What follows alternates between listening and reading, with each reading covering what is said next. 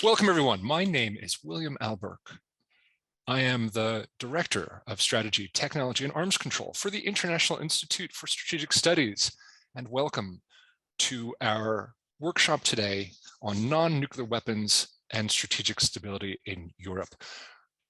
We are being funded very generously by the European Union as part of a project run through the European Union Non-Proliferation and Disarmament Consortium, of which IISS Europe is a proud member. And so my thanks to them for helping us out today. We are tackling some really important questions here. We have a number of really fantastic experts that we've brought together. Thank you all so much for joining us. Here we have Dr. Alexander Greif, a researcher from the Institute for Peace Research and Security Policy, University of Hamburg. Lukasz Kulesa, good friend of me going back many years, working in a number of different places, now the deputy head of research at the Polish Institute of International Affairs. Mark Massa, joining us from Washington, the assistant director for defense at the Scowcroft Center for Strategy and Security of the Atlantic Council. Marion Messmer, I know her very well as well. Very proud to have her here, the co-director of the British American Security Information Council, or BASIC. Dr. Anna Peschelli, a postdoctoral research fellow for the Center for Global Research at Lawrence Livermore National Laboratory. What a fantastic place that is to work out there with Brad Roberts, right? Yeah, one of my favorites. Tim Wright, our own Defense and Military Analysis Program, DMAP, research analyst and program administrator, and a good friend to my program, and my fellow chair, Dr. Simona Soare, also from DMAP, IISS senior fellow and a notable global expert on advanced technologies and their impact on strategic stability. So today, as part of this project, we at IISS have been looking at the question around the issue of weapons. So what is non-nuclear weapons, non-nuclear weapons, oh gosh, I'm gonna get this right, non-nuclear weapons and strategic stability. What are we talking about with non-nuclear weapons that have strategic effects?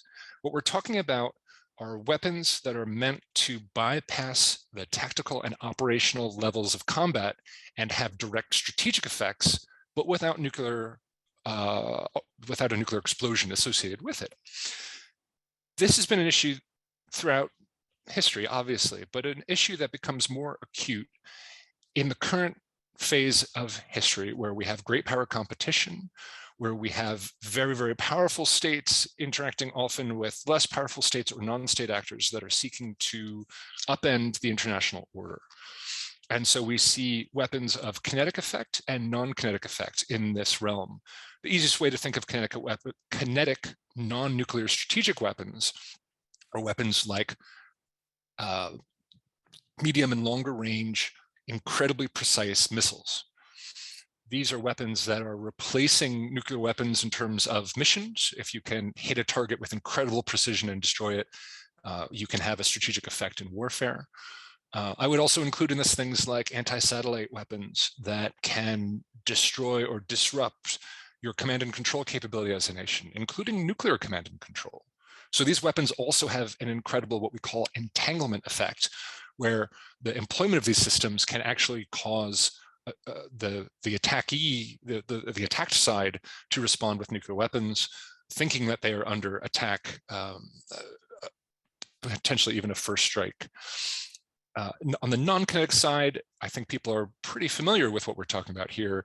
This can include things like massive cyber attacks meant to cause utter chaos in a nation, or other things like satellite blinding, where you can take over parts of the electronic communication bandwidth, radio communication bandwidth, to affect strategic effects. Definitionally, it's a tough topic to tackle, but I think the nuclear angle is understood very, very well. And what we haven't really understood is how these weapons are being designed and employed in the world today, and how non-state actors seeking state-like effects by bypassing the tactical and operational level and hitting at the strategic level. We see this in different regions. Some of these weapons are going to have different effects based on the level of technological advancement of the states involved, based on the resilience of the states involved, based on where they're involved, which is why in this particular phase, I want to look at how these weapons exist and are thought about in the European context. Not only because in Europe, we tend to have more advanced militaries, we tend to have more advanced thinking on these topics, but we also have a hot war in our region. We've had a couple resumed conflicts over the past few years. And so we actually have a living examples of what states, powerful states attacking weaker states attacking powerful states, weak states attacking each other, and non-state actors to a lesser degree involved in the European theater.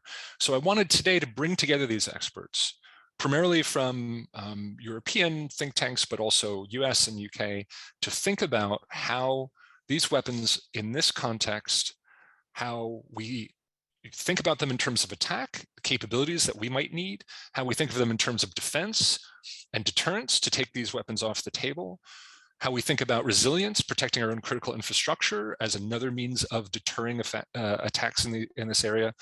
And also, are there possibilities for regulating these weapons? Are there any opportunities in the arms control or norms or rules or law space that can address these weapons? So we've divided into two sessions. The first session will be chaired by Simona, and I'll turn over to her in just a second. For the rest of you who are attending, please use the chat function to send questions and questions. If we can answer them live, we will. I'm not going to do audio questions from the audience because that tends to get a little bit complicated. Some people will have connection problems. So please type in your questions into the chat box. If you want to use the QA box, we'll check that as well, but I prefer all the dialogue to happen in the chat box. I like to look at it afterwards and see where the conversation's gone, and we'll see if there's questions there. But I do encourage you to throw questions in. We're going to go down the panel asking each one a question. We're going to allow the other panelists to give a comment on that first answer, and then we'll open up for questions to the audience, again, in the chat function. Then we'll have a little break. We'll switch to the second session. We'll have a smaller break, and then we'll try to sum up and talk about ways to take this work forward and whether we think this was valuable or not. So with that, let me turn to Simona, who is actually sitting right across from me, but you know, we're in the virtual space. Simona, please take us away. Good afternoon, everyone, and thank you for joining this event. I think the conversation on non-nuclear strategic weapons or non-nuclear weapons with strategic effect is certainly very much a timely one, given where we find ourselves in terms of security and defense at this point in the European and transatlantic context.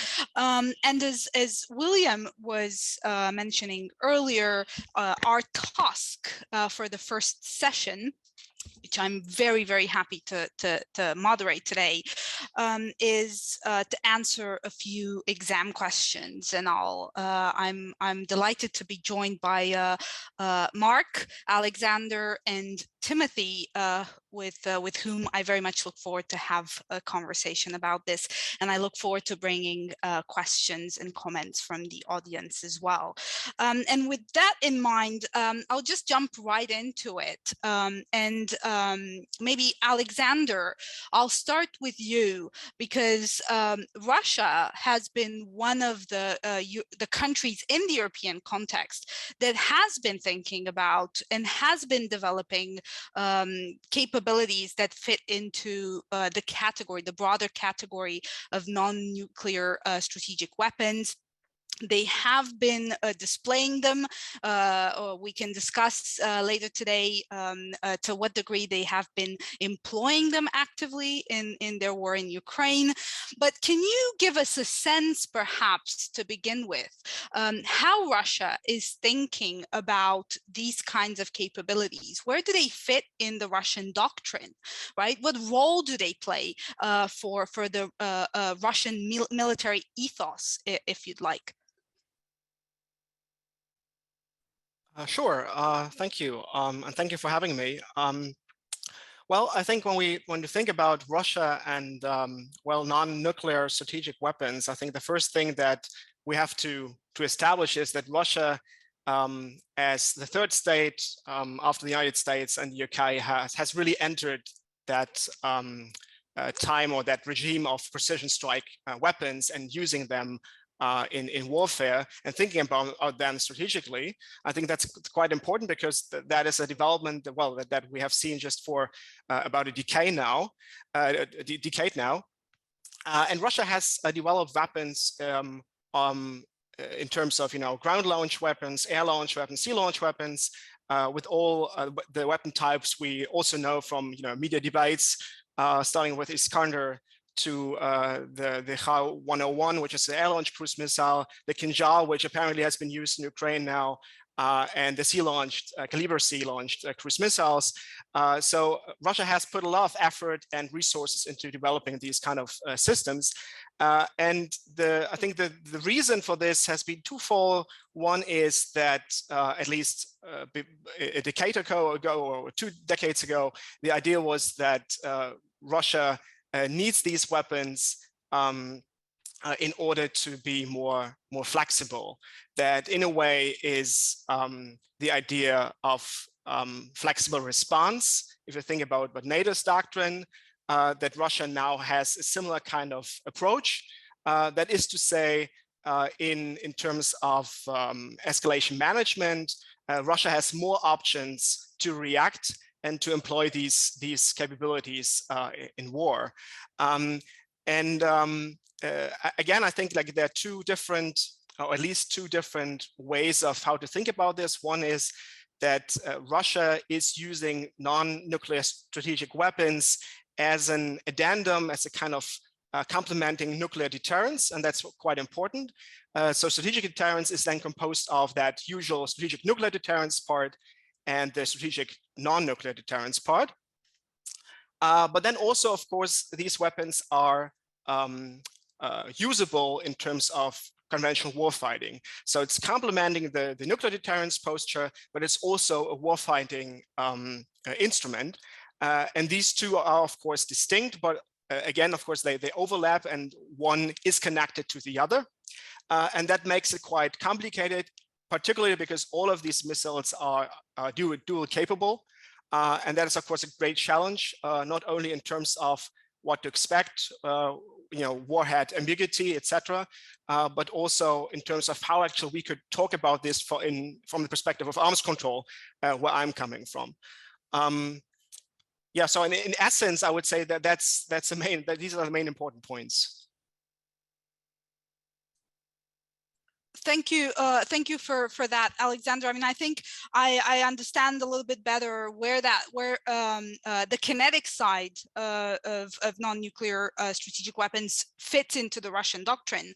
And I'm going to circle back to you perhaps with another question on the non-kinetic side. Of course, Russia has been using cyber and has made strides in developing cyber capabilities over the past decade and a half to 2 decades. It has also invested quite significantly into electronics or warfare, and it's thinking about how to control the electromagnetic spectrum to its advantage. And A2AD strategies and capabilities have been developed quite efficiently and deployed to that effect. So maybe I'll come back to you. But right now, I wanted to bring Tim into the conversation on the kinetic side. Again, going back to the capabilities that we've heard, can you give us a little bit of your take on the strength of the Russian infantry in these kinetic capabilities when it comes to missiles? I mean, there's a little bit of a patchy image that we see coming out of these capabilities, where Russia has been very good at developing some of these missiles. It has been less successful, especially with solid fueled ones.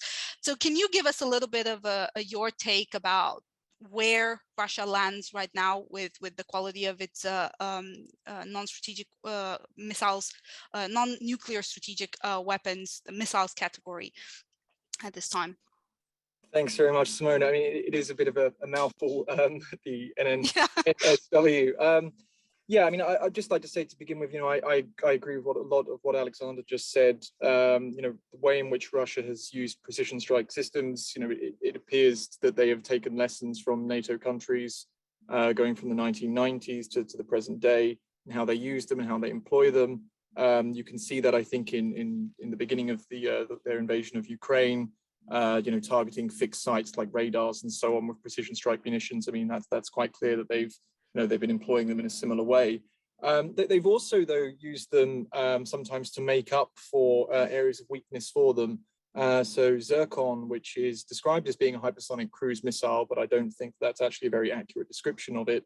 That's a Russian anti-ship missile. The Soviets spent a lot of time and effort developing anti-ship missiles in order to make up for their sort of weaker naval and maritime capabilities than NATO states. And it looks like that the Russians might be looking to develop, very high-speed anti-ship missiles again in order to provide sort of greater punch, decreased times for engagement and lethality, and also then undermine sort of an area which is traditionally a NATO strength. On your question on strength of inventory, I mean, I think that's a really fascinating question. The short answer is really it's very difficult to understand and have knowledge of the Russia's magazine depth and also its ability to replenish. I think that just to mention an excellent report that came out from RUSI recently. Two of the report authors at one point were looking at the remains of a Russian cruise missile. I think it might have been a Kar 101. And they were looking at the electronic components of that, and they saw that a lot of those came from European firms. These are dual-use goods. They can legally be exported, but then they ended up inside of a Russian cruise missile. Now, of course, with various different sanctions in place and so on now, I mean, how Russia would be able to replenish those, I think, is a bit of an open question. They may look to getting, alternative suppliers, perhaps from China, but whether they're able to sort of pump out the numbers in, to replenish those is an open question. I mean, from yesterday's DoD press briefing, the senior official noted that Russia has fired 1,900 missiles or launched 1,900 missiles since its invasion of Ukraine. Now, a caveat with that often includes not just surface-to-surface missiles, but also, for some reason, they also include surface-to-air missiles. So it's quite hard to actually work out exactly how many they have launched.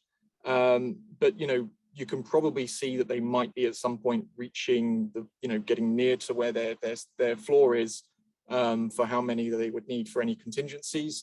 You can see them using systems such as Tochka, which is an old Soviet system, and there's been clear evidence of Russian use of that. These were probably sitting in warehouses waiting to be retired, and then they've been wheeled out and used for this. It's not just their more modern systems like the SS-26 Stone Iskander. The reason for that is probably just because they don't have huge amounts of inventory depth for Iskander. So if you can use a system like Tochka, which has got 50 meters circular error probable, which is sort of a rough measure of its accuracy, but you're just targeting an airfield or a port or some other sort of large area, including civilian infrastructure, sadly, it seems they're more than happy to use those. So they're not only just using modern precision, guided weapons, they're also using sort of more legacy systems, and of course also using, dumb iron bombs as well. So there is a bit of a mix there. So I'll leave it at that. Thanks, Tim. That's fascinating, and it sort of speaks to the to the interplay between the armed forces, the Russian armed forces, also how much they can rely on their defense industry, and how resilient really their supply chains are for these sort of conventional capabilities as well as for other types of capabilities. What fascinates me is one area of you touched on was the fact that we don't really have, especially in the open source environment, we don't have a very good idea of what their stockpiles for, especially for for rare earths and for key materials that go into these kinds of capabilities that they could rely on. What do the Russian stockpiles look for this, and how long do they have to exploit them?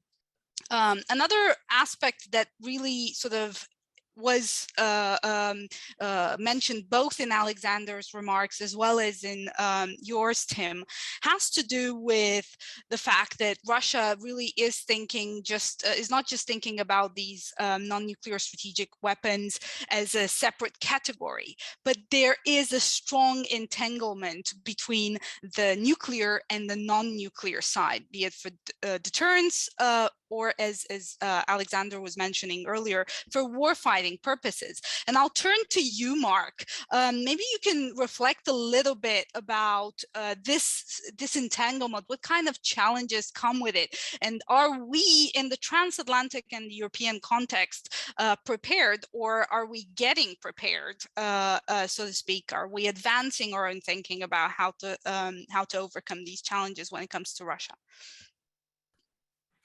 Thanks so much for that question, and thanks so much for having me. Yeah, I think this gets to the whole question of, integrated deterrence, which is the big buzzword in Washington when you're thinking about nuclear deterrence. And, one way of thinking about it is how can you use conventional weapons, non-nuclear strategic weapons, to supplement nuclear deterrence? What threats do non-nuclear capabilities pose to nuclear weapons?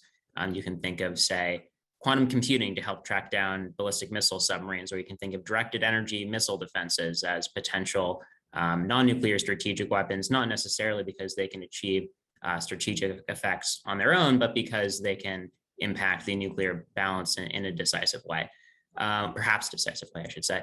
So I think it'll be very interesting to see how the United States addresses this issue in its nuclear posture review, which will be forthcoming. The NPR is supposed to be thoroughly integrated with other national strategies, which we're still waiting to see. I think another interesting aspect of this, which was already brought up, is the idea of dual capable systems.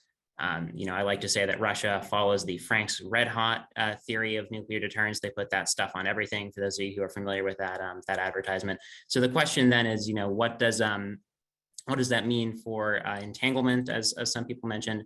I think some of the discussion about entanglement and about inadvertent escalation has relied on a sense of perhaps automaticness that I don't think is there. States have other options because these weapons, they do have strategic effect, but there are ways to increase resilience against them. You can, if your airfield is under attack from a long-range precision strike, you can scramble your jets, or you can, put more point air defenses at your airfields, or things like that. So I think there are complicated interactions between these non-nuclear strategic weapons and between the defenses that are relevant to countering them, to deterring them if you have your own weapons. So I think there is a complicated interaction. I'm looking forward to seeing how the administration tackles that, and at least what we see in the US administration tackles that, and what we see in the unclassified version of the nuclear posture review, which we'll hopefully see relatively soon. So I hope that answers some of your questions. It does. Thank you so much. And I think that what I'm taking from your answer is the fact that we're at least starting to think about new technological solutions for this problem, not just about how to integrate these capabilities, but also thinking about down the road what kind of technologies are potentially coming at us that we can employ to either increase our resilience or to increase our ability to deter adversaries from using them.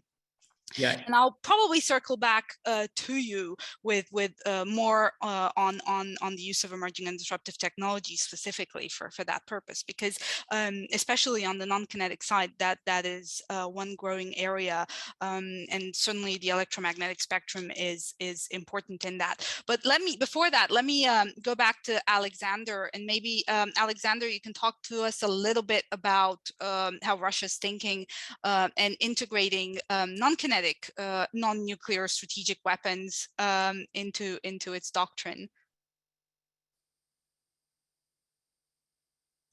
Yes.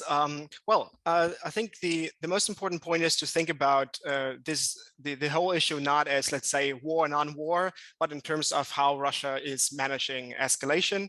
And my view on that would be that all non-kinetic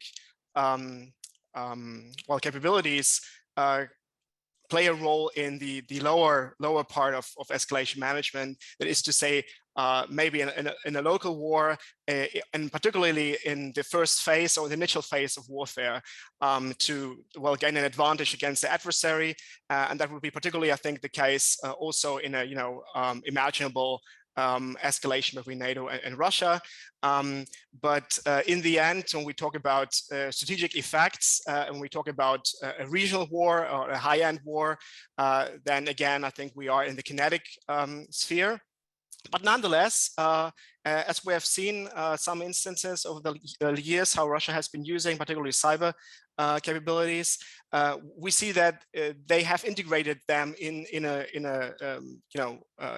their doctrine how to manage this kind of escalation, and we will see more of it in the years to come, I suppose. So it's definitely part of that. Of an instrument, of management tools you have to manage escalation, but on the lower end of the spectrum. That's very interesting because even on the non-kinetic side, I mean, we've had reports of electronic warfare capabilities deployed to Ukraine. We've had reports of cyber attacks, but we haven't really seen them used at scale, or at least not to the degree that a lot of analysts would have predicted before this. So that's something interesting, and I think perhaps something that we can go into deeper in the second part. But let me turn to our audience as well, because they are already very active, and I'm very grateful to you all for joining us today and for your questions. And we have a question from Andy Wong, who's asking in particular, which areas of kinetic non-nuclear strategic weaponry are Western European countries and NATO as an alliance falling short of? So thinking about how we develop, but also how we employ these capabilities from a European and a transatlantic point of view. Maybe Tim, do you want to take that one? Yeah, great, thank you. It's a good question. I mean, I wouldn't use the word falling short. I think sort of suggests that there's not any research, or that Western states aren't, making any efforts to acquire some of this technology. I mean, if I were to talk about, I'll talk about two different things. Sort of to use the catch-all term, hypersonic missiles. So talking about hypersonic cruise missiles and hypersonic glide vehicles. France is making significant strides in the area, but this will almost certainly be nuclear technology. It's looking to develop a scramjet-powered cruise missile for the current cruise missile, which is the ramjet-powered system. That will almost certainly be nuclear, though, and I don't think they're suggesting that they're going to release a conventional version. They've also got a hypersonic glide vehicle under development called VMAX. There's not much known about that in terms of its configuration or platform, but considering it would need to use a rocket booster, and considering that France only utilizes a rocket booster for its M51 submarine launched ballistic missile, you can sort of imagine that it probably is going to have a nuclear mission if it's going to be employed on that SLBM. The UK, though, after the UK had spent a good deal of the early sort of millennium looking at hypersonic missiles, high shot. I think there's another one called Shyfot or something like that. It decided around 2010 or so then to not pursue this type of technology. Clearly, though, it's realized that it's not made enough efforts and progress in this, and only around 2 or so weeks ago announced that it, along with the United States and Australia, would be looking to develop a hypersonic cruise missile as part of the AUKUS security arrangement. So I think amongst sort of European NATO states, at least, they don't have anything that's sort of immediately in the pipeline. I think there's stuff that's going to be coming through in about the next 10 years or so.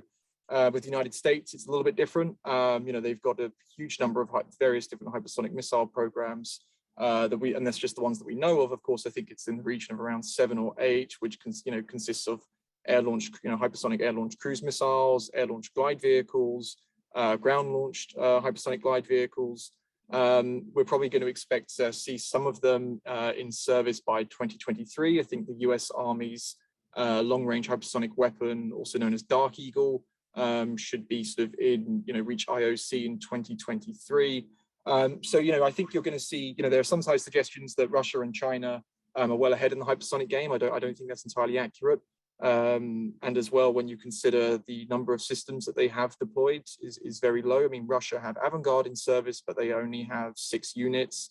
The US suggests that Zircon is in service, but again, with the amount of sanctions going on, how that's going to hit Russia's defense industry and its ability to produce this quite difficult and expensive technology might be impacted.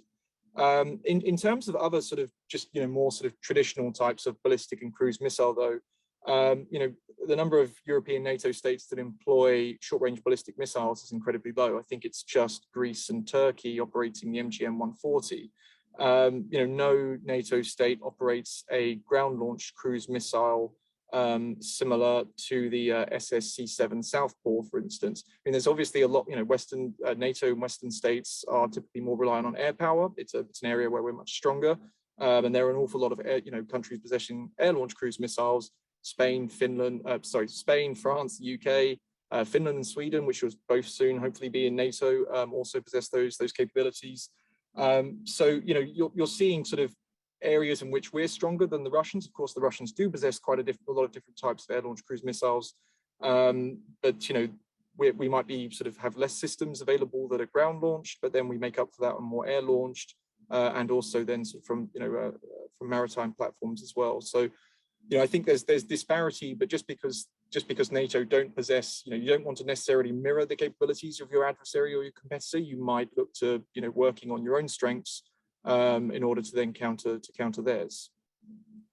That's an excellent point, and that raises the question of potential countermeasures and the fact that while we might not necessarily be thinking of meeting this par on par with the threat, but we should at least be thinking more seriously and more systematically about what kind of effective countermeasures can we put in place for that. And this leads me to a second question that we have also from Andy Wong, which relates to fast tracking these capabilities to the field. You mentioned a 10-year period to develop and deploy these capabilities. Now, that sounds to me like something we've been doing for the past 7 decades or longer. And in this game where technology is moving so much faster, is that a realistic or is that a competitive time frame for us to develop and deploy these capabilities? I'll turn to Mark because out of all the allies, with perhaps the exception of France and the UK, who are at least starting to think more systematically about fast tracking capabilities and sort of thinking about the level of digitalization of their force, they're thinking about preserving their full spectrum capabilities. The United States is already in that place, right? And it's thinking far more seriously about what kind of authorities it needs, what kind of budgets, what kind of flexibilities it needs to fast track these capabilities to the field and to the soldiers. Can you talk to us, Mark, a little bit whether the United States is thinking about this, though, in not just in the sense of artificial intelligence and big data, but it's also thinking about it on the kinetic side of things when it comes to missiles and others? Sure. I think I'll address that question and maybe a little bit of the last one too. I think in another important area for non-nuclear strategic weapons is in space capabilities.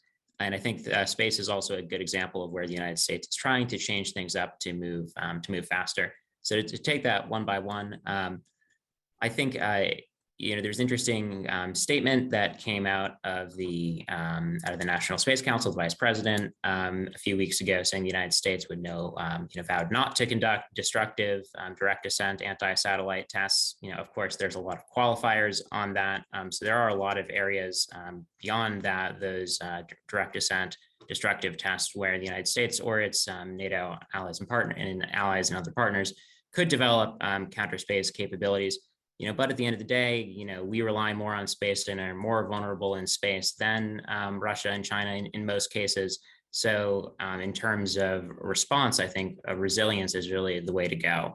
Coming up with distributed space networks, exploiting new and less utilized orbits, And I think that's where some of the innovation comes into. You look at organizations like the Space Development Agency in the United States that are sort of changing up how we think about acquiring, developing, fielding space capabilities, looking at small satellite constellations, and other sorts of ways to take a non-nuclear strategic attack off the table by making it, not possible or much less likely. And distributing satellite early warning is a much different task than distributing internet communication.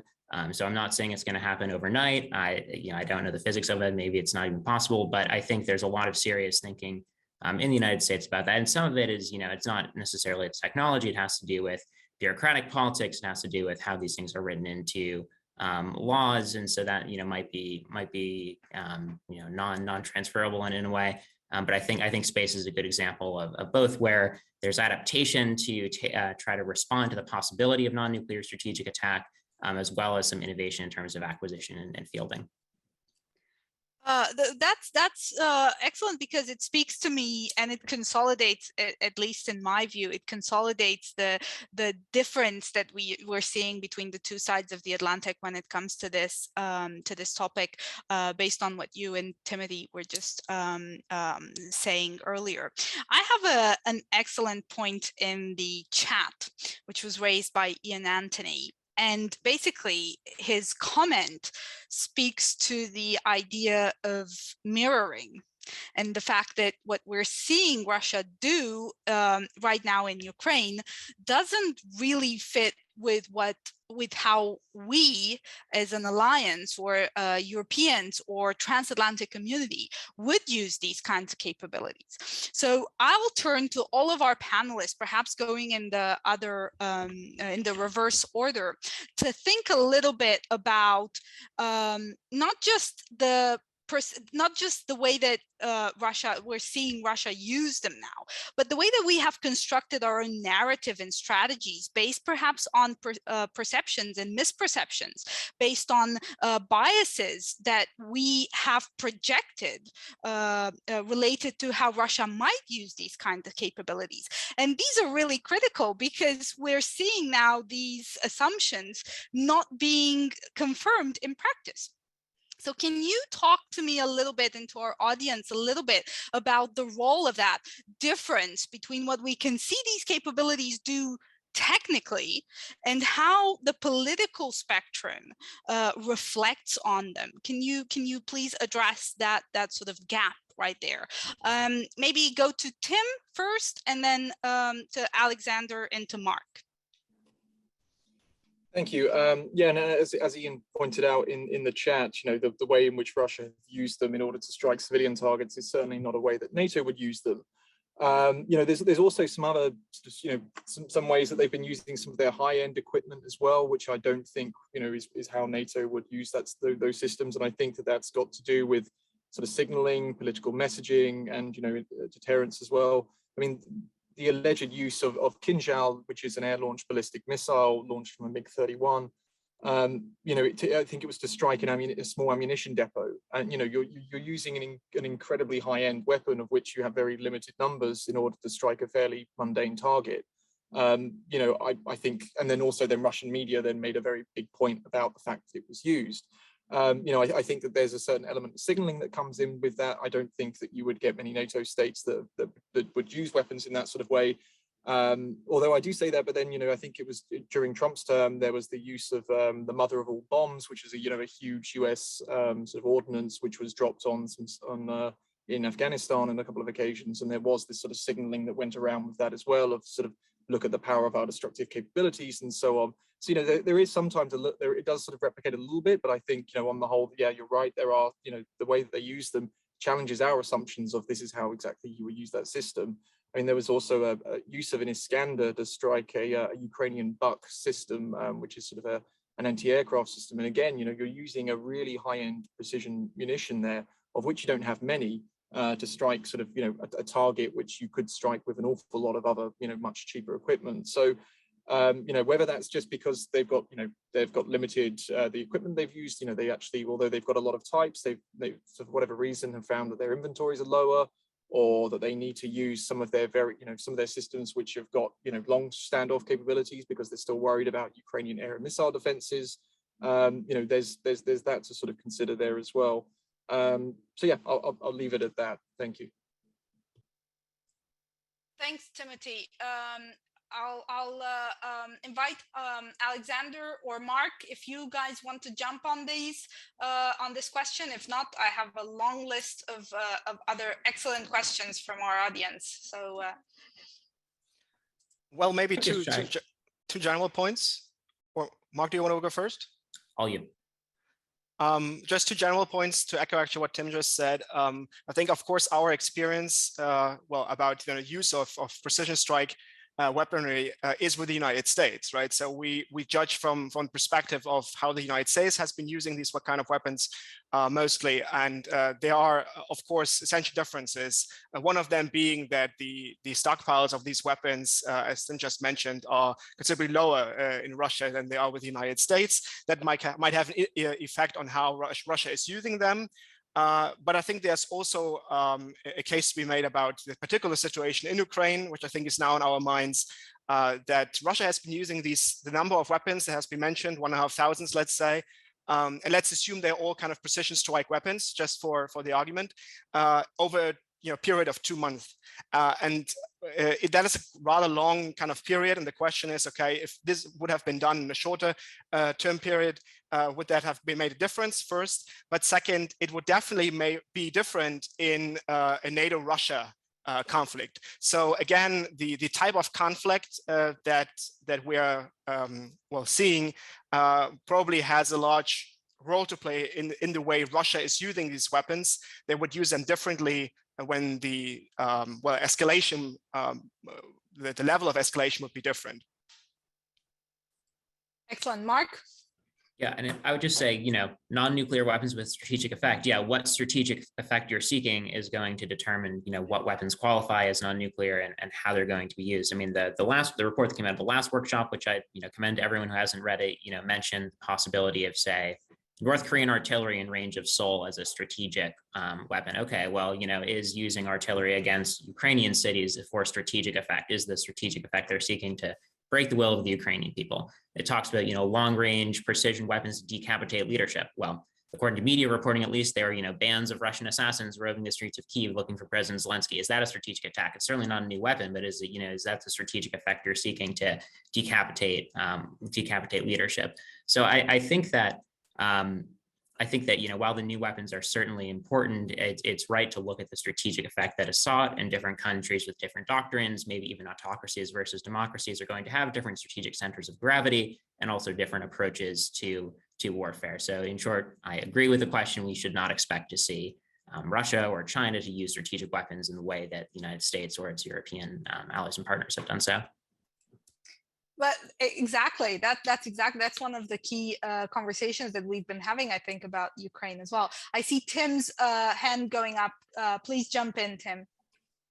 Thanks. I just wanted to jump on what Alexander said, because I think that's an excellent point. I mean, if you think of what Russia's war plans were at the beginning of the invasion, anticipating a relatively quick takeover, if you were going to do that, you wouldn't feel the need to go after absolutely everything. Your operation is going to look very, very different from a NATO military operation, whether that was in Libya, or whether that's a US military operation, US British military operation in Iraq, for instance. So they are going to look quite different.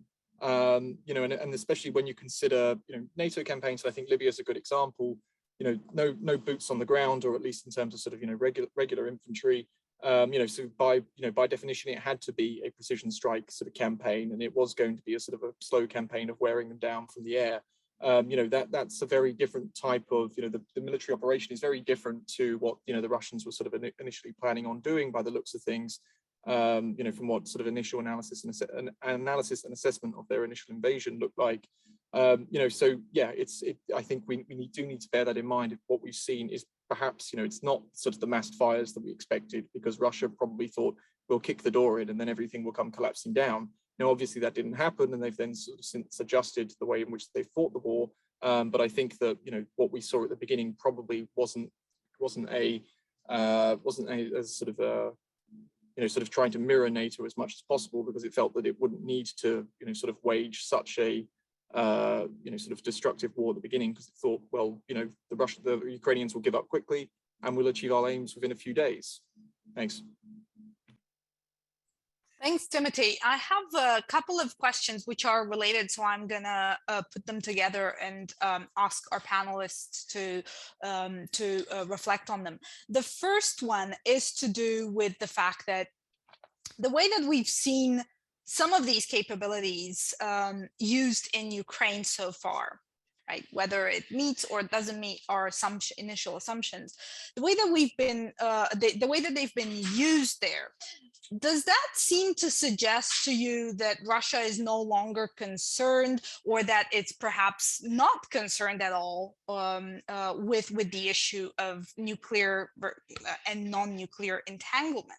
I'm looking specifically at Mark for this first. And second, I'm just wondering, you know, we have a question here from Paula Devril. Her question is, well, integration actually could lead to more escalation risk in comparison to keeping these very, very separated. Are we still in a position where we can keep them separated anymore in both terms of escalation, but also in terms of deterrence? And does this only depend on what we want to do? Does this depend on Russia as well? I'm looking to Alexander as well for this question. Mark, do you want to take that first?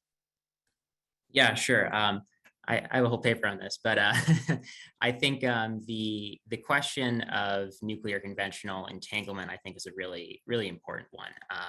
We've seen dual capable weapons have been used in conflicts, including between India and Pakistan. When you have jet fighters that are capable of carrying nuclear gravity bombs, when you have cruise missiles that could potentially be armed with nuclear warheads. I mean, this is not entirely new. We've seen it, and all of the evidence available so far suggests that the use of these dual capable weapon systems doesn't lead sort of automatically to nuclear use. Leaders are able to be restrained. They're able to see a conventional attack for what it is. There certainly is a logic train for how an attack with a dual capable weapon could lead in some circumstances to nuclear use, but it relies on the idea of use them or lose them. Which is, perhaps too strong of a binary. That meaning that if you see an incoming weapon and you can't tell if it's nuclear, your only option is to go nuclear yourself, or risk destruction. But there are other options. You can alert your forces. You can increase your resilience. So I think that this is just another example. Of course, we haven't seen two nuclear armed states involved in this conflict yet, and hopefully it'll stay that way. So I think there's just a lot to explore there. But Alexander, if you have thoughts. Thanks, Alexander. Yes. Well, I think the answer to the question is very much case sensitive. That is to say, well, for example, in Ukraine, right? These weapons have been used. The all dual capable weapons, right? In the, if you want, initial phase of war, like the pre-nuclear phase. In terms of war fighting, right? But their use would be very much different in a scenario where we have a NATO-Russia conflict. And then, as I said at the beginning, they would complement the nuclear forces, also in terms of overcoming, missile defense systems, destroying critical infrastructure, etc. So the kind of use would change. And then, of course, in that particular moment, the question of entanglement would play a larger role. Because here, I think our expectation then would be that it could escalate more easily to a nuclear level, while in the local regional war between Russia and Ukraine, this expectation is not there. And I think this is an excellent question also in the chat was directly about that. Why is it that we're not expecting Russia to now use nuclear weapons if these all dual capable weapons? And I had this question myself for a long time. I was thinking, okay, what's the point here? Shouldn't we not freak out about this issue? And probably should not, because again, this is an issue much more relevant for a high-end war between NATO and Russia. The second point, of course, is that Russia has always argued that in terms of tactical nuclear weapons, which then these weapons would become, all these warheads are in storage and they are not employed. So these are two issues I think we have to consider, but nonetheless, well, the issue of entanglement is of course there and it's critical. We have to discuss it. Excellent, thank you. Two other excellent questions from the panel, and then I see Anna has her hand up.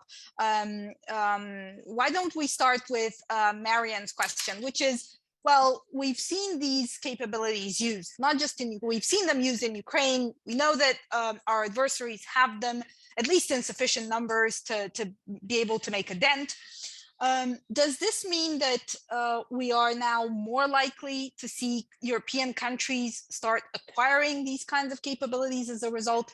And if so, then we have another excellent question in the chat, which is Burnt Alerts, which is about what channel, what process do we use? He refers to the NATO defense policy planning process, but there's also, I would argue, the European defense route. So we have the European Defense Fund. We've just announced with big hurrah the strategic compass. So what kind of channel do we best use to develop these kind of capabilities?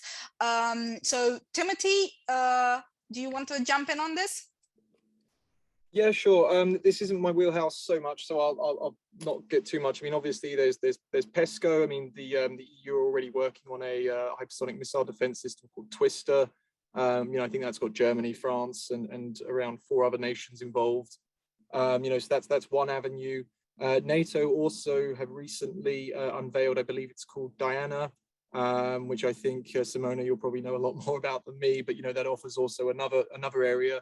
And then, of course, there is just you know, opportunities for you know, for multiple countries to collaborate. And I think, you know, the UK at one point, when it was looking to develop a hypersonic cruise missile with the French, which is called FCAS, or Future Cruise Anti-Ship Weapon, that's, you know, that was looking to yield a hypersonic design. Then it hasn't. But you know, there is just sort of the good old-fashioned way as well of just doing 2 countries collaborating. But yeah, this isn't really my area, so I'll leave it to others. Thank you. Mark or Alexander, do you want to jump in on this?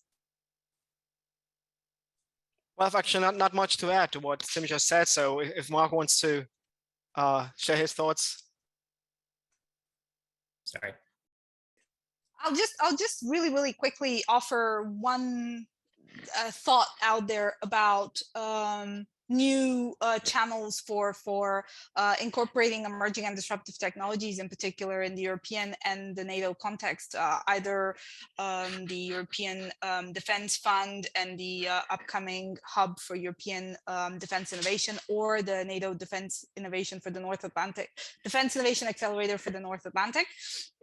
Either of those, I think that they're still in incipient phases where not everything is in place. So I don't feel very confident that we could accelerate that innovation to the battlefield in the short term. I think that that's more of a mid to longer term prospect that we can look now. And you can see that because it's very much referenced in relation to DARPA, to the US, obviously, research agency that has that longer term view. I would look for a reference perhaps to the Defense Innovation Unit if it was to be a very short term kind of a thing.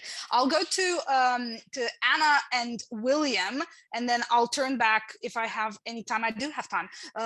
I'll turn back to the chat. Anna?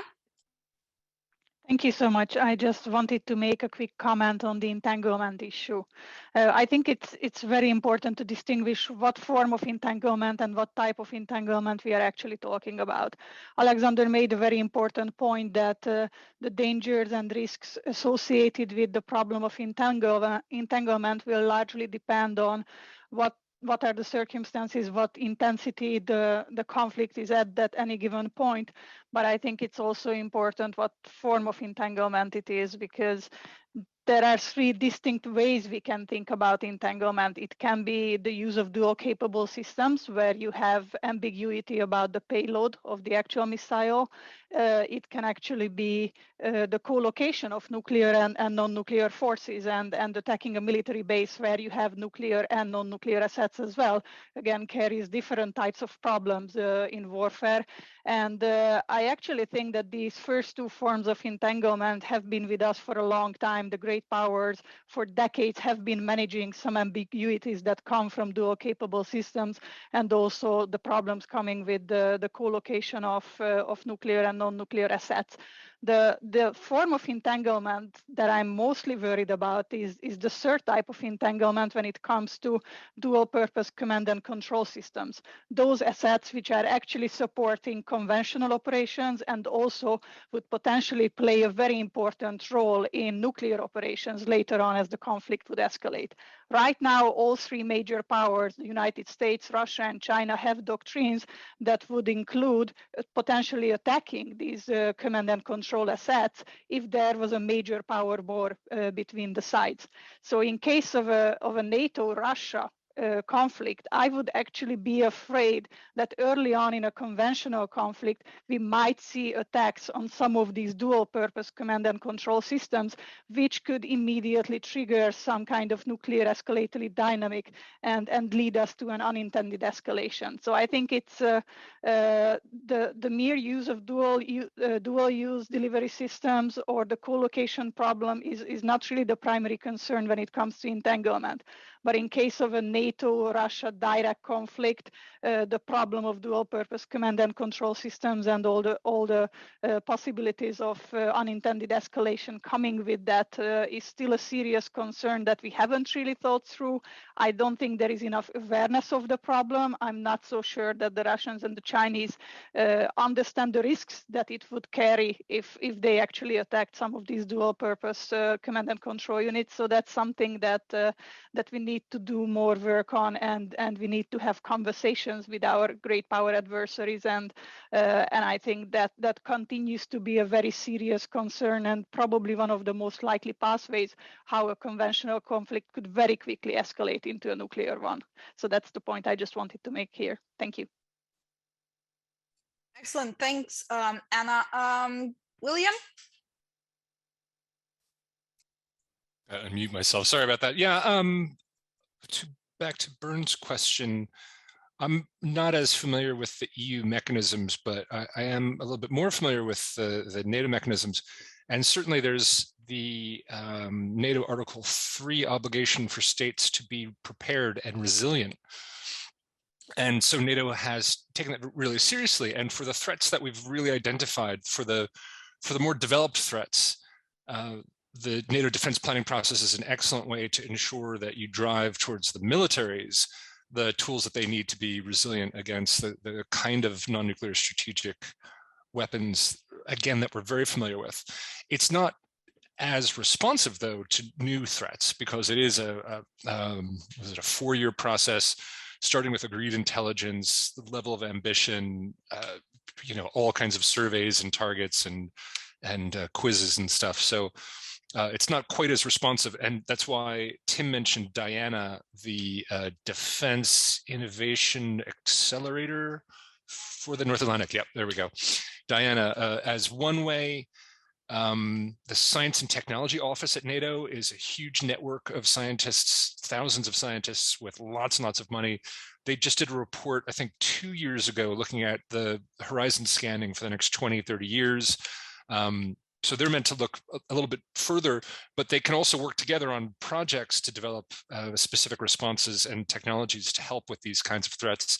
There's also the Science for Peace and Security program, which again is supposed to be practical, near-term threats. And then, of course, the centers of excellence between NATO and the EU. You've got the Hybrid Center of Excellence in Helsinki, you've got the Cyber Center of Excellence, and you've got the brand new Space Center of Excellence. And I would expect them to be laboratories to think about how to respond and create and promote resilience to non-nuclear strategic weapons threats. But it is a tough question because, as we've been pointing out throughout this, different allies will be vulnerable differently to different types of weapons So for instance, you think of a NATO partner like Finland, much more resilient in terms of information ops and cyber. Estonia, extraordinarily high cyber resilience, whereas some other allies might be much more vulnerable to information operations or cyber operations. And as the panelists have pointed out, space vulnerabilities are a really, really big deal. We rely on space for so much. It's an environment for thinking about future warfare. It's an environment for defense. It's an environment for resilience, but an environment of tremendous vulnerability. Anyway, sorry to jump on the panel there, but it's just such an interesting discussion. I wanted to contribute a little bit. No, that's excellent, and I think that I mean, a lot of the things you said about the NDPP also stand for the European process for the capability development plan, which is sort of modeled to mirror what the NDPP does and suffers from some of the same issues. Plus that William was mentioning. I'll go back to the chat because we have a question on something that's very dear to me here, which is the electromagnetic spectrum. And Sophia Antrobus is asking about the panel's assessment on Russia's capability in the electromagnetic spectrum domain compared to what we might have expected. So it's a little bit of a playoff on the question that we had on the kinetic side, but she's asking the same question in the electromagnetic spectrum. Is Russia's use of electronic warfare what we have expected or not? And if not, what takeaways do we get from that? Tim and Mark, maybe start with you guys. Simona, I'll sit this one out because this is very much not what I cover. So I would only be making sort of, guesses essentially. So I'll leave this one if that's all right. Thank you. Of course, Mark. All right. Well, I will hazard the guesses then. Well, I mean, I think it's just interesting that we've seen, failures of electronic warfare and counterintelligence by Russia in the that this is because they've been on their cell phones, because their communications have been denied. We've seen U.S. and NATO electronic warfare aircraft flying around the borders of Ukraine. So just because you have bad defenses doesn't mean you don't have good offenses. But I think there's certainly been some evidence that Russia's capabilities in this area aren't quite as overwhelming as we might have anticipated before the conflict. Excellent, thank you. I have a related question also in the panel from Tomasz Jelmalavicius. And he's saying basically, we've designed, within the alliance at least, we've designed our ballistic missile defense system as one of our defense measures against these kinds of capabilities for a different era, right? And in the meantime, that was not necessarily designed with Russia as the main threat in mind. And now Russia is the main threat for this. And what can be done, or what should be done, he's asking, to sort of align the reality with what we're planning and actually deploying to do. Any of the panelists want to jump on this one? If not, I'll put you on the spot.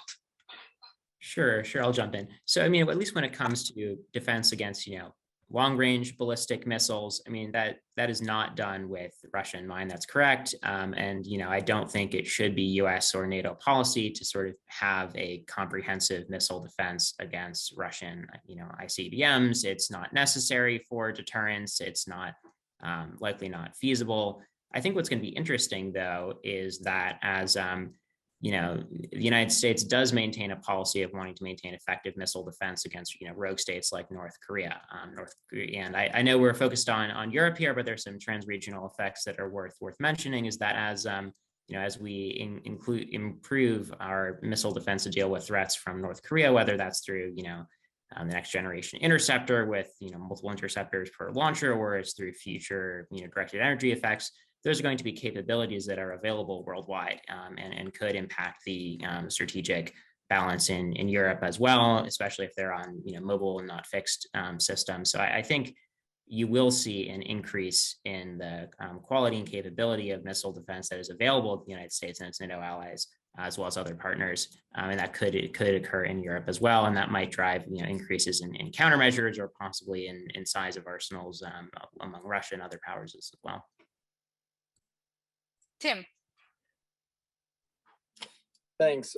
Yeah, I mean, absolutely. I mean, the Aegis Ashore facilities in Romania and also almost being completed in Poland. That they're built with when the EPAA was announced, they were built with Iran in mind. But there are other capabilities as well, and several NATO states operate Aegis-equipped ships, or they at least have them forward deployed. I think it's Rota, Spain, where there are at least 4 US Aegis-equipped ships. Other NATO states, of course, possess Patriot. And I think European states are looking more seriously at ballistic missile defense. Germany is doing so. There have been suggestions that might be one of the items that they will purchase with Chancellor Schurz's 100 billion windfall. I think there was a suggestion that they might look at Arrow 3, perhaps. So I think there are sort of conversations ongoing about sort of improving that. But then there are some countries which, there are big blind spots. I mean, the United Kingdom being one. We don't really have any form of ballistic missile defense. We do have some types of point defenses. But that's the case. But I mean, even for countries though which have quite exquisite layered defenses, I mean, missile defense is really, really hard. And you can see, the UAE or Saudi Arabia that's struggling with it. You can simply overwhelm magazines by having, by firing a lot, which means you might have to engage more. Or you can just do a threat mix, and you can throw low and slow and high and fast and UAVs and so on as well, and just overwhelm defenses. So it's a difficult challenge, and there is no such thing as a perfect defense. And I think we're foolish if we think we can do that. But I do think that you are seeing some European states now think, well, we might need to look a little bit more seriously at this. But I think, as Mark pointed out, I mean, I don't think that we're looking to have some sort of like European coverage that's going to be able to stop anything and everything. And I certainly don't think we should be pursuing that either. Thank you. That reminds me of a hearing in the European Parliament. I think it was in 2018, where we were having this conversation about, Russia is going to deploy intermediate range ballistic missiles, and what are we going to do about it? We have nothing that can protect us from it. And pretty much the response was, hands going up in the air, and the assumed position was that Russia would not use it. It would not use these kind of capabilities in Europe, which speaks to some of our assumptions more broadly about, European warfare and what this means, and about the role of non-nuclear strategic weapons in the European and transatlantic context more broadly. I don't mean to put Paola on the spot, but I wanted to bring you in to talk to us a little bit about the European instruments for developing capabilities and deploying them. Paola, can you hear us? Yes. Hello, thank you to the IISS for organizing that meeting. Do you hear me? Yes? Perfectly. Just sorry to take the floor. Very interesting questions raised. I think that we should not, so the topic is about how to increase strategic stability in Europe and how to increase our deterrence posture and defense posture and resilience. So I think here we should not enter into a forced debate, because we need a mix of everything. Defensive means, and of course increasing resilience, as said in the introductory remarks. That's why I was asking that questions about integration and versus complementary. And every capability has its own assets and advantages, and we know that missile defense is very useful, but it's limited in comparison to other capabilities, and we have also a cost issue. And as regarding the questions on missile defense, in any case, it would be a very high political decision to take in the current context. It is driven towards threats coming from other regions. But we have to reinforce that for sure, our posture and our resilience. And because it's a EU conference, I would like to know a little bit more and maybe to stress what the EU could do in order to reinforce resilience regarding non-kinetic, non-nuclear weapons, such as space and cyber. And here we see that maybe there is a lot to do in order to reinforce the overall European, at least, and transatlantic posture by increasing norms, surveillance capabilities, and you know that EU has a lot of proper assets in outer space, and there's a lot to do also on the normative areas, but also with capabilities improvements such as surveillance capabilities and so on. So I think there's a lot to discuss within the EU regarding reinforcement of the resilience regarding non-nuclear weapons and non-kinetic weapons. So it was an observation in order to launch a little bit debate around this kind of capabilities. Complementary, of course, to NATO and DPP and so on. Thank you. Thank you, Paola. I mean, I think that that's a very, very valuable addition to the conversation. And I thank you for also saying that this is not just about a force-on-force conversation. We need to think about this more broadly. With that in mind, and with an eye to the clock, I have two other related questions in the chat that I want to get to, because they speak about, okay, so now we're looking at Ukraine, we're able to draw some conclusions, we're able to face some of the biases that we perhaps might have had in assessing Russia before. So how do we make that transition from thinking of Russia as the 10 feet tall giant sitting next to us to what we're seeing in Ukraine right now? Does Russian use of non-nuclear strategic weapons in Ukraine, and does Moscow's performance in the use of these kind of capabilities in Ukraine, does that leave us with a sense that we are more secure, or does it leave us with a sense that we need to invest more in deterrence? For instance, this also leads to a question that Fabian Hoffman was throwing into the mix, which was about, you know, is Russia's performance, is it poor performance on Russia, and it reflects on Russian power, or is it something that we need to be ready to tackle anyways and think about defeating it differently? I'll just go in reverse order because this is the last round of questions for our panelists. I'll go in reverse order. Mark? Thanks. I think, you know, nuclear weapons are the weapons of the weak in many ways. If you are overwhelmed conventionally, then you might need to rely on nuclear weapons to achieve your offensive or defensive goals. I think we'll see if non-nuclear strategic weapons are the same way. So, you know, if you can't, achieve your tactical and operational aims to achieve your strategic aims, you might rely on non-nuclear strategic weapons earlier, even if they're more escalatory or more risky or whatever. So, in that sense, Russia's poor performance does not give me great confidence that that we have to worry less about this, because it might mean that they're going to rely on nuclear weapons or non-nuclear strategic weapons more. So, I think it's too early to tell if, it's a cop-out answer about what precisely the lessons learned are. There could be different next week. There's still a possibility that Russia could, escalate this conflict to the use of, further use of non-nuclear strategic weapons, or even to, weapons of mass destruction. So I think, hopefully we won't have to face that, but it does not give me great confidence that Russia's conventional forces have been underperforming, because it could lead President Putin to make decisions that we really don't want him to make. And I hope that the deterrent messages that we've been communicating to him about sort of the level of, increased, pressure and sanctions and support to Ukraine that he would face in that circumstance is sufficient. But we should make sure that we're sending very clear messages to that effect.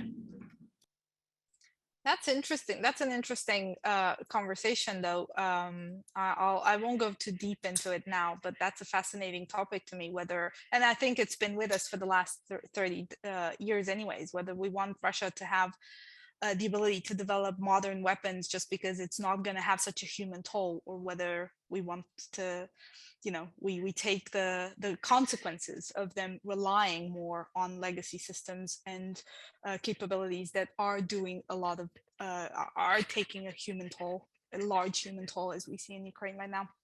Tim? Thank you. Yeah, I would say though that we need to sort of caution about thinking that Russia's 2 feet tall as well, though.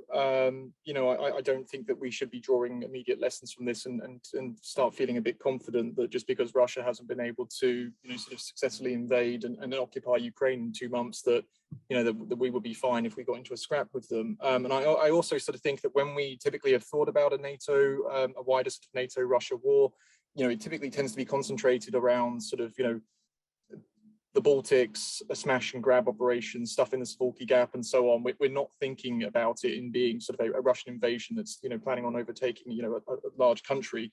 So, you know, in the way in which we sort of assume that Russia would act and fight, you know, in a NATO conflict is a bit different from how, you know, we're seeing them fight in Ukraine. That's because their war aims are different.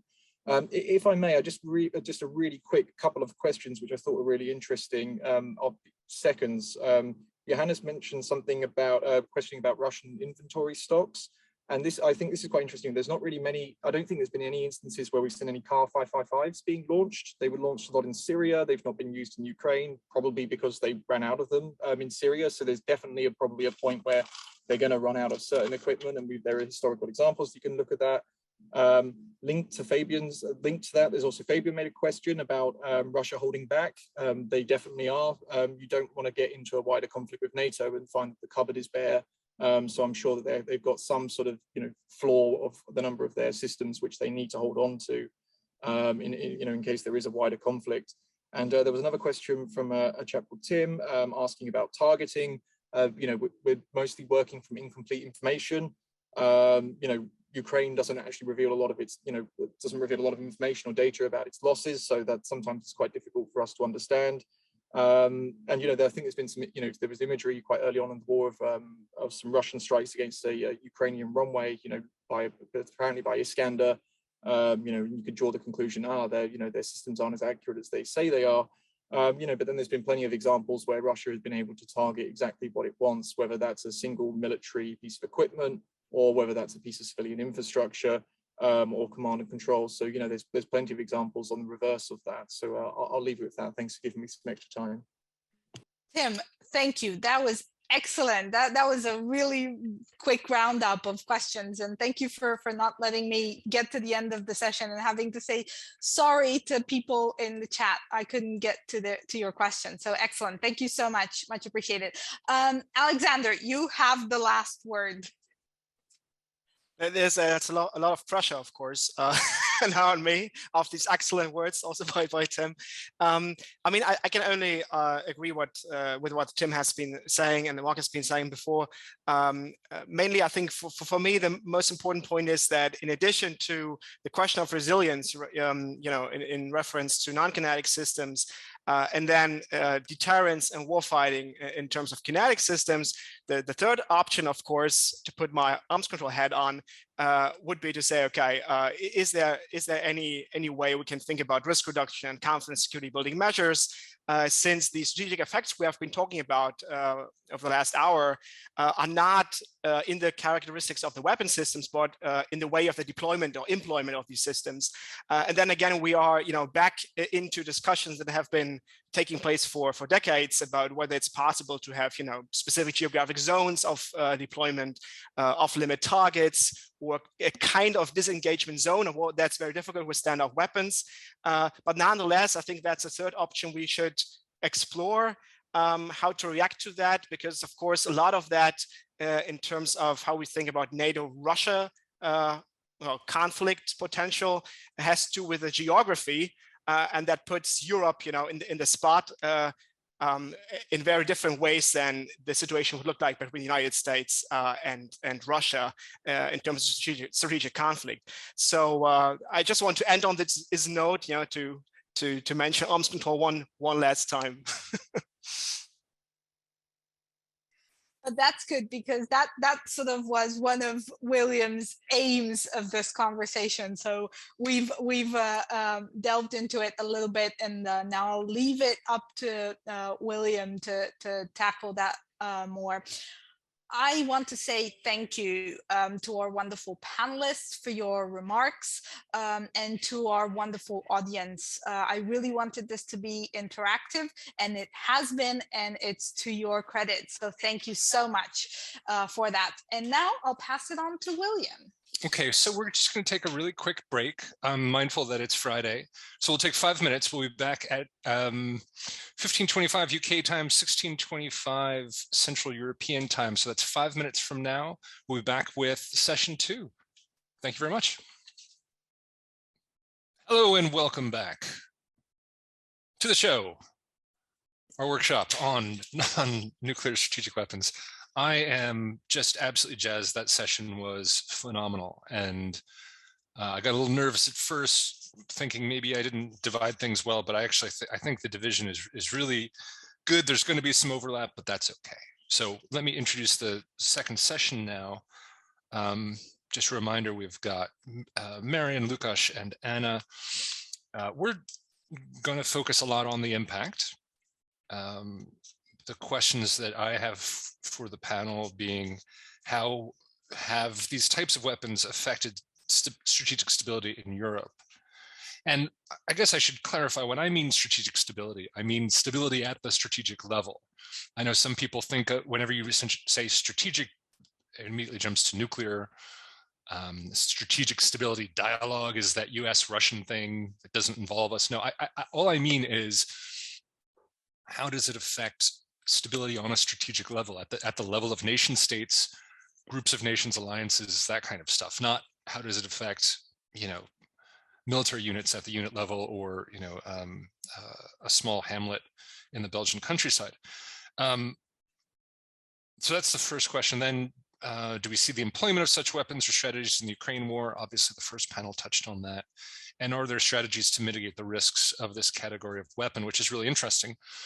And so what I'm going to do is be a little cheeky. Yesterday we had a lovely warm-up, and I heard Lukasz, Anna, and Marian tell me the things that they wanted to talk about. And thinking about how we've structured the discussion so far, I do think the questions that you raised with me are all the right questions.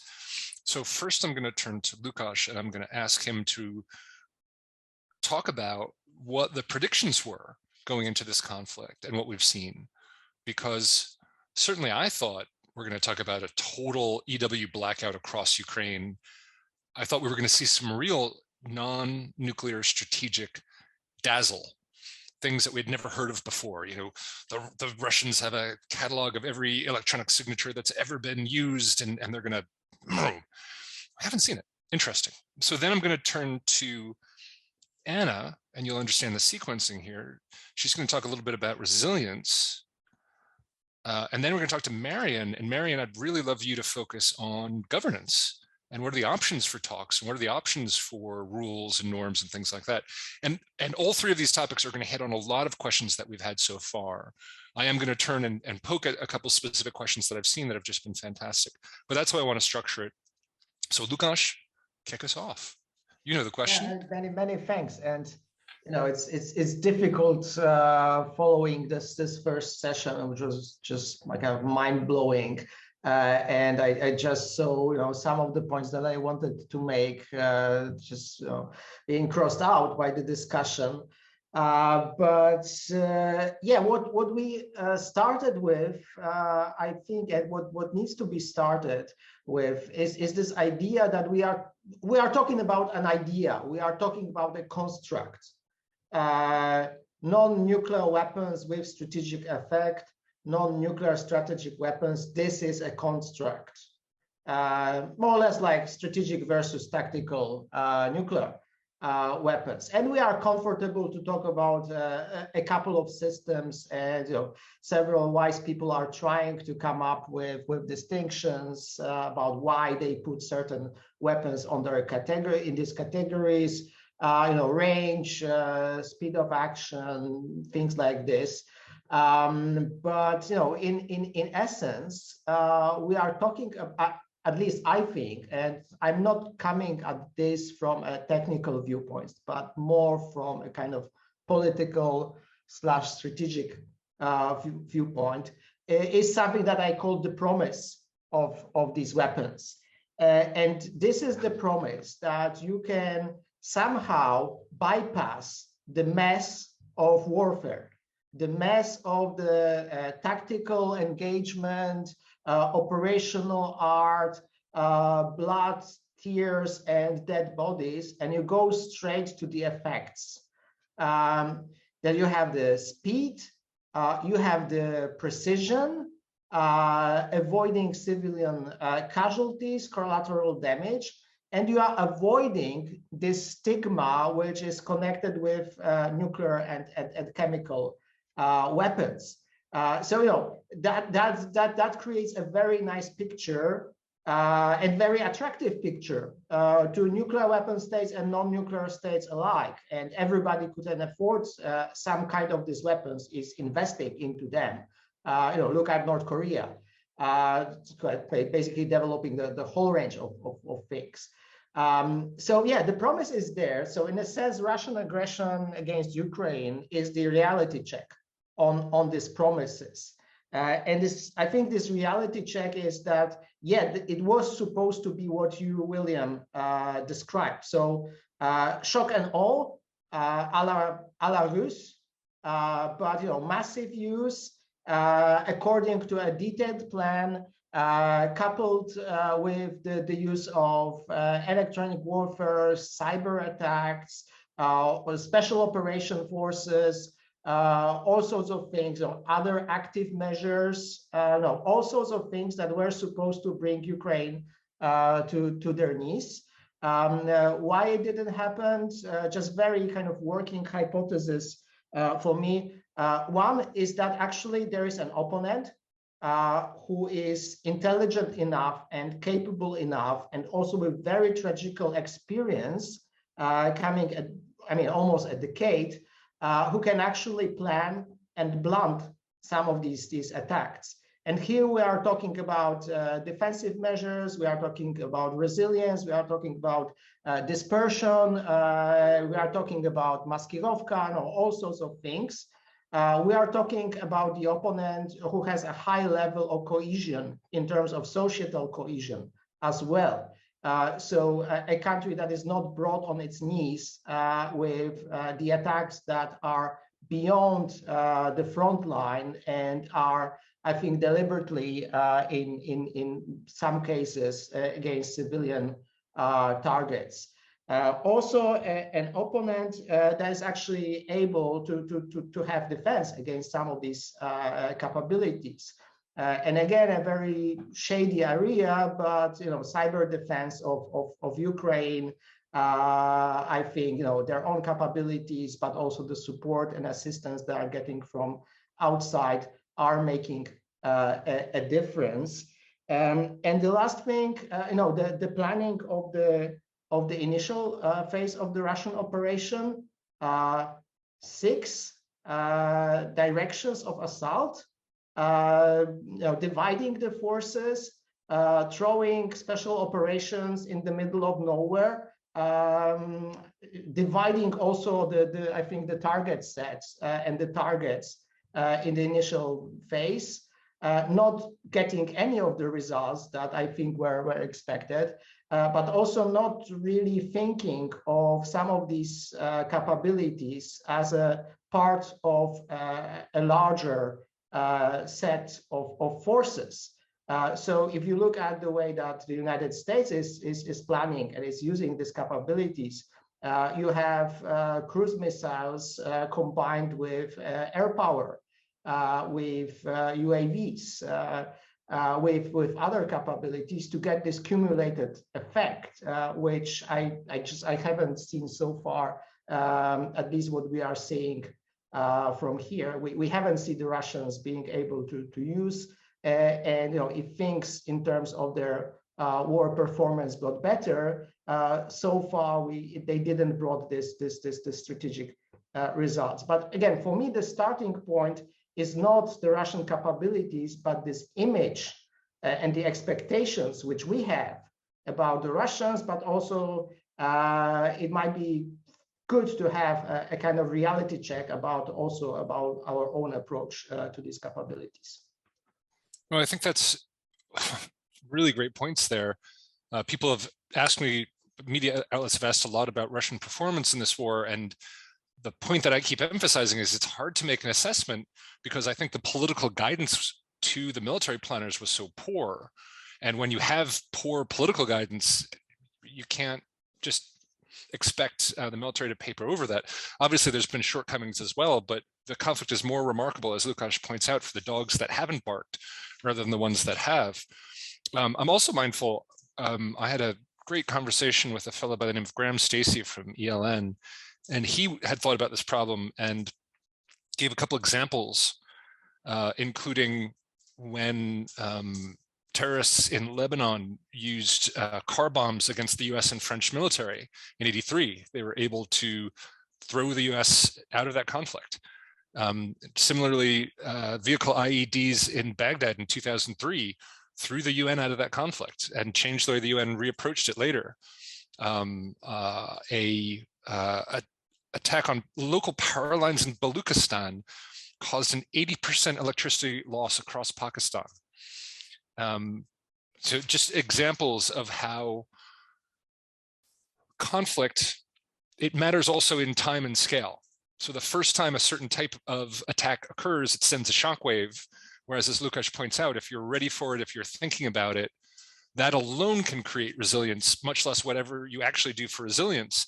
And with that, let me pivot to Anna. Obviously, you raised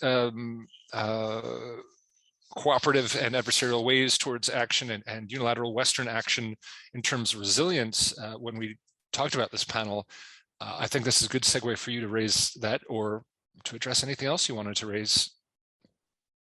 Thank you so much. Let me just very quickly start with the standard disclaimer that I need to make is that I'm speaking in my own personal capacity and I do not speak for Lawrence Livermore National Laboratory or any of its sponsors. So hold me responsible exclusively for what I'm about to say. I just want to make a quick comment on the relative absence of major cyberspace and electronic warfare operations in Russia and what might be some other kind of considerations or factors to take into account here.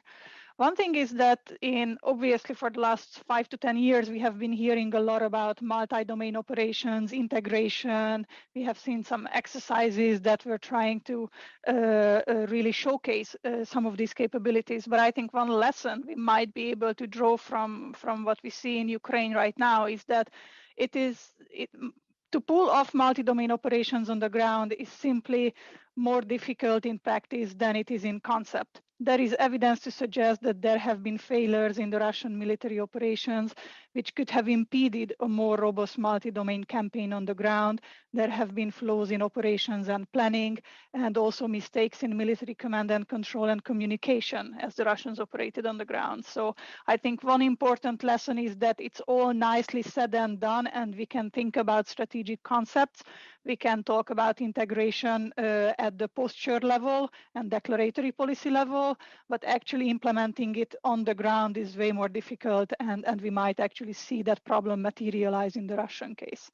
An alternative or competing explanation that might also play a factor here is that some of these non-nuclear strategic capabilities have a use it and then lose it nature, which means that once they are revealed to the adversary can develop countermeasures and can be aware of the existence of these capabilities, where one of the biggest effects might actually be provided by the surprise factor. So I'm actually also thinking that it might be plausible to argue that Russia might have deliberately held onto some of these capabilities as a backup for the possibility of an escalation with NATO. And given that a significant portion of the ground troops are now tied down in Ukraine, if the conflict escalated, President Putin would have been forced to increasingly rely on nuclear and strategic non-nuclear capabilities to defeat NATO and to finish the war on favorable terms to Russia as soon as possible. So it could have just been a deliberate decision by the Russian leadership to withhold some of these options. Again, that's just one alternative idea that I wanted to put on the table to explain why maybe we haven't seen such an impressive showcase of some of these non-nuclear strategic weapons on the ground in Ukraine. Getting to the point on resilience, I think thinking through what are the measures and steps we can take to address some of these risks and dangers.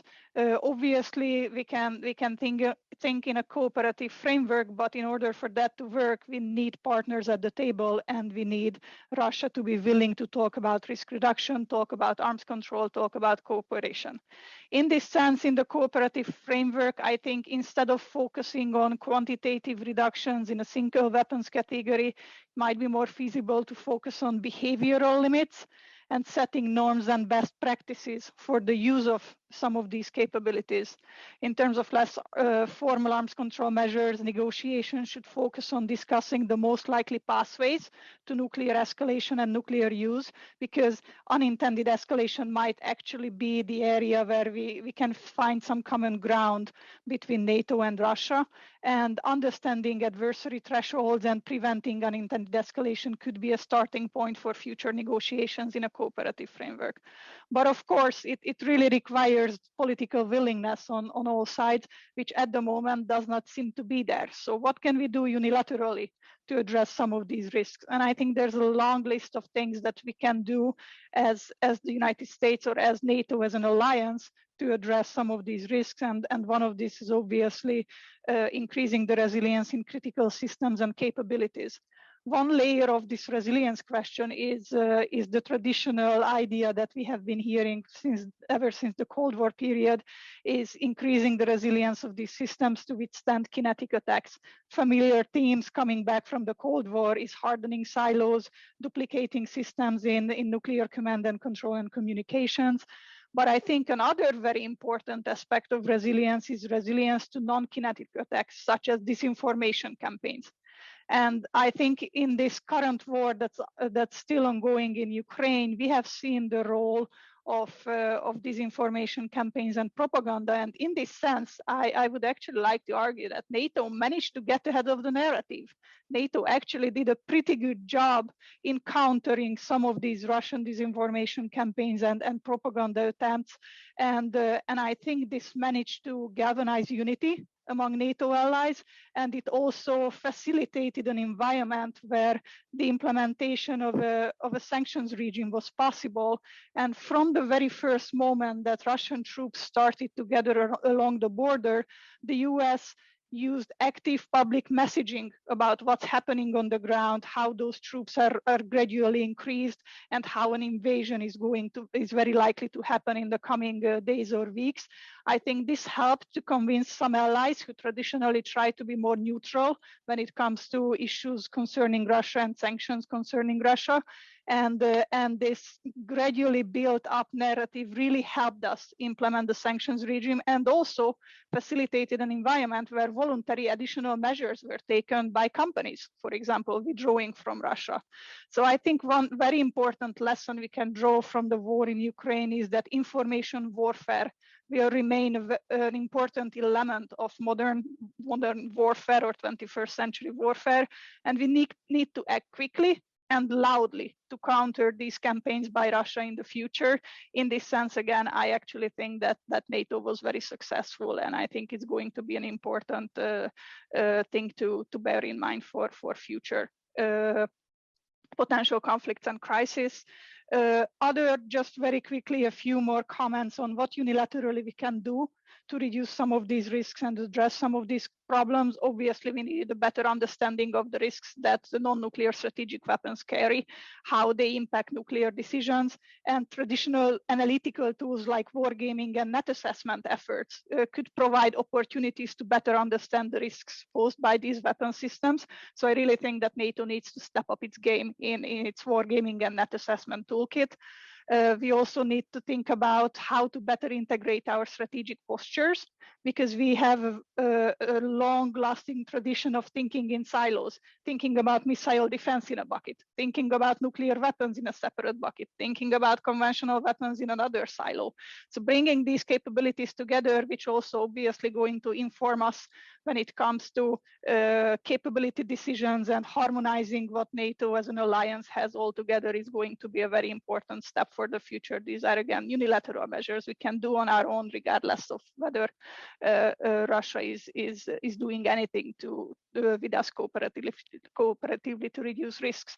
And the last point I wanted to make here is exercises. We should incorporate non-nuclear strategic weapons into nuclear exercising, and wargaming tabletop exercises, modeling and simulations should also help account for nuclear escalation scenarios under technological complexity.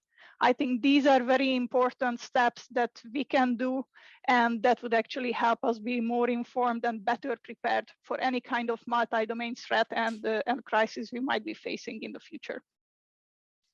That's it. That's it, you say, as if that wasn't just a giant bag of brilliance.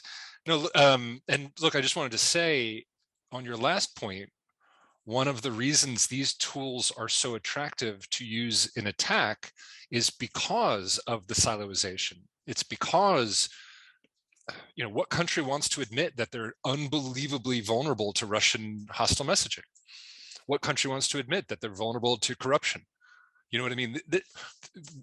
In this toolbox, we've identified tools that find these seams where it's really hard to talk about. And as someone who's participated in I've helped written NATO exercises, I can tell you the appetite for those kinds of hard questions is kind of low. But when I look back to the Cold War, we talked about this all the time. We worried about this. We worked on one of the reasons the Science for Peace and Security program exists was to identify and close gaps in scientific capabilities and education levels in allied countries. Can you imagine today if we had a discussion that said, y'all need some help with your STEM, folks? I can't see that happening today, which is sad. The other question I wanted to just quickly ask you from Ian Anthony, what about capability gaps? Do we have an ability to rapidly address capability gaps? I mean, I mentioned some scientific programs, but Anna, what do you see in terms of resilience there? I think in terms of capability gaps, strategy needs to come first. My argument is that we don't need to have symmetric capabilities with what Russia has. I think we have strengths in certain areas, and we should focus on those capabilities. And just because Russia has way more non-strategic nuclear weapons, we don't need to meet that to address some of the lower escalatory dangers that we are facing. So I think we need to think through our multi-domain strategy of deterrence and what are the capabilities that we need to address the specific type of threats that we might be facing on the ground. So I don't think just because we have gaps in capabilities in terms of mismatch or asymmetries with Russia, we need to rush into parity everywhere. I really think that this should be a strategy-driven conversation, and I hope that the new strategic concept of NATO is actually going to take that step that could later on inform future capability developments and decisions, and it should not be the other way around.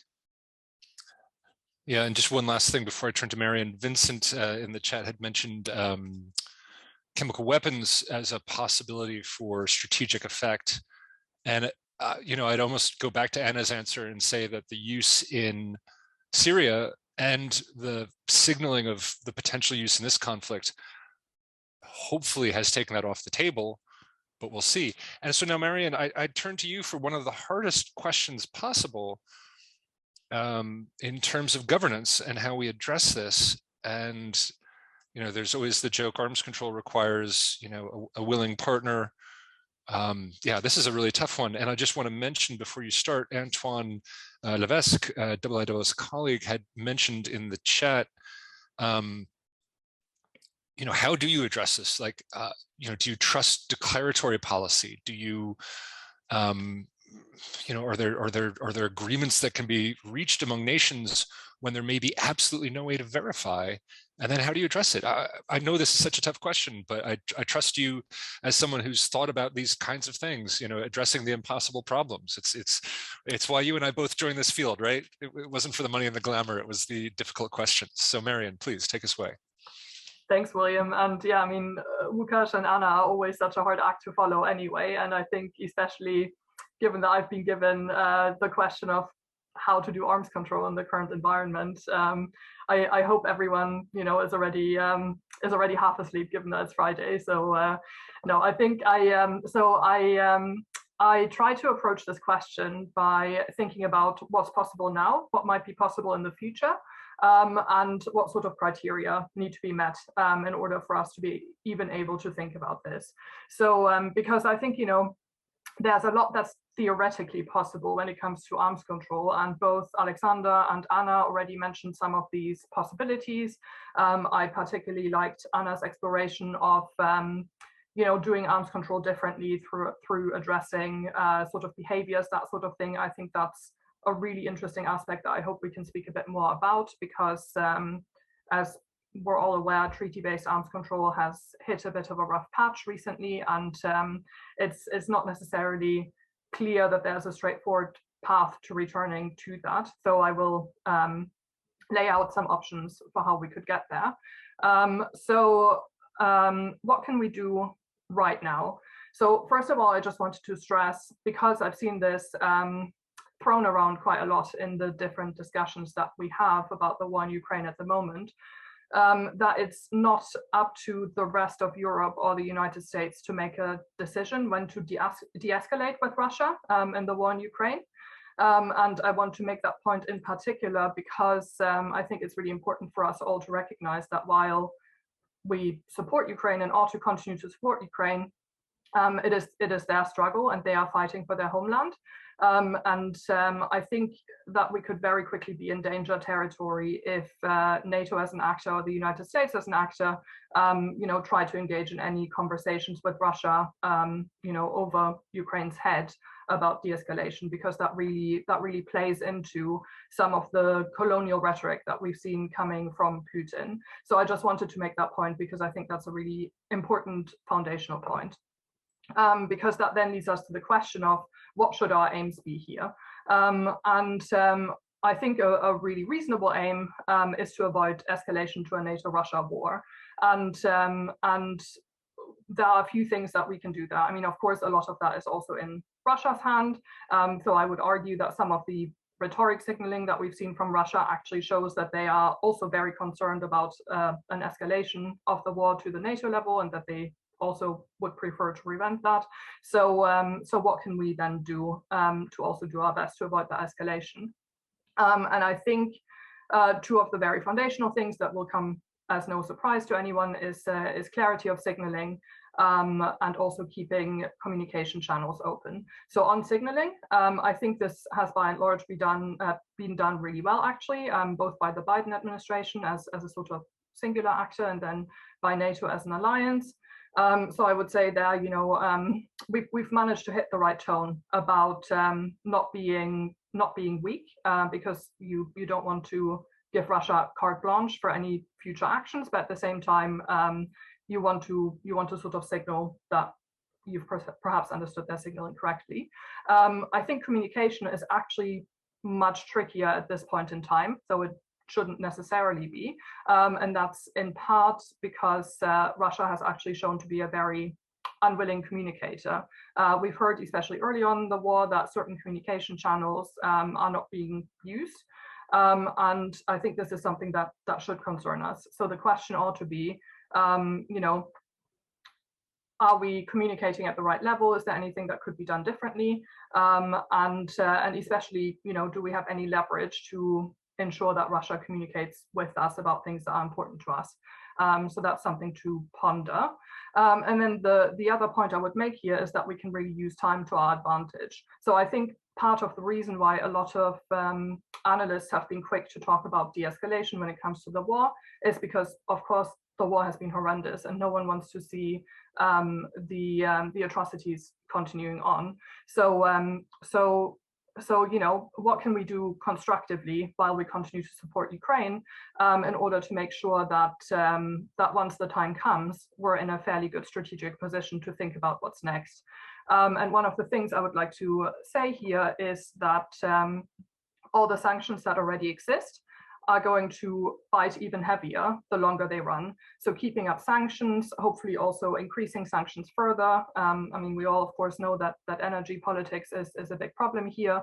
And we'll need to figure out a solution to that problem, hopefully sooner rather than later. But also thinking about the fact that Russian officials are not a monolith. I think that's an important point that's easy to forget.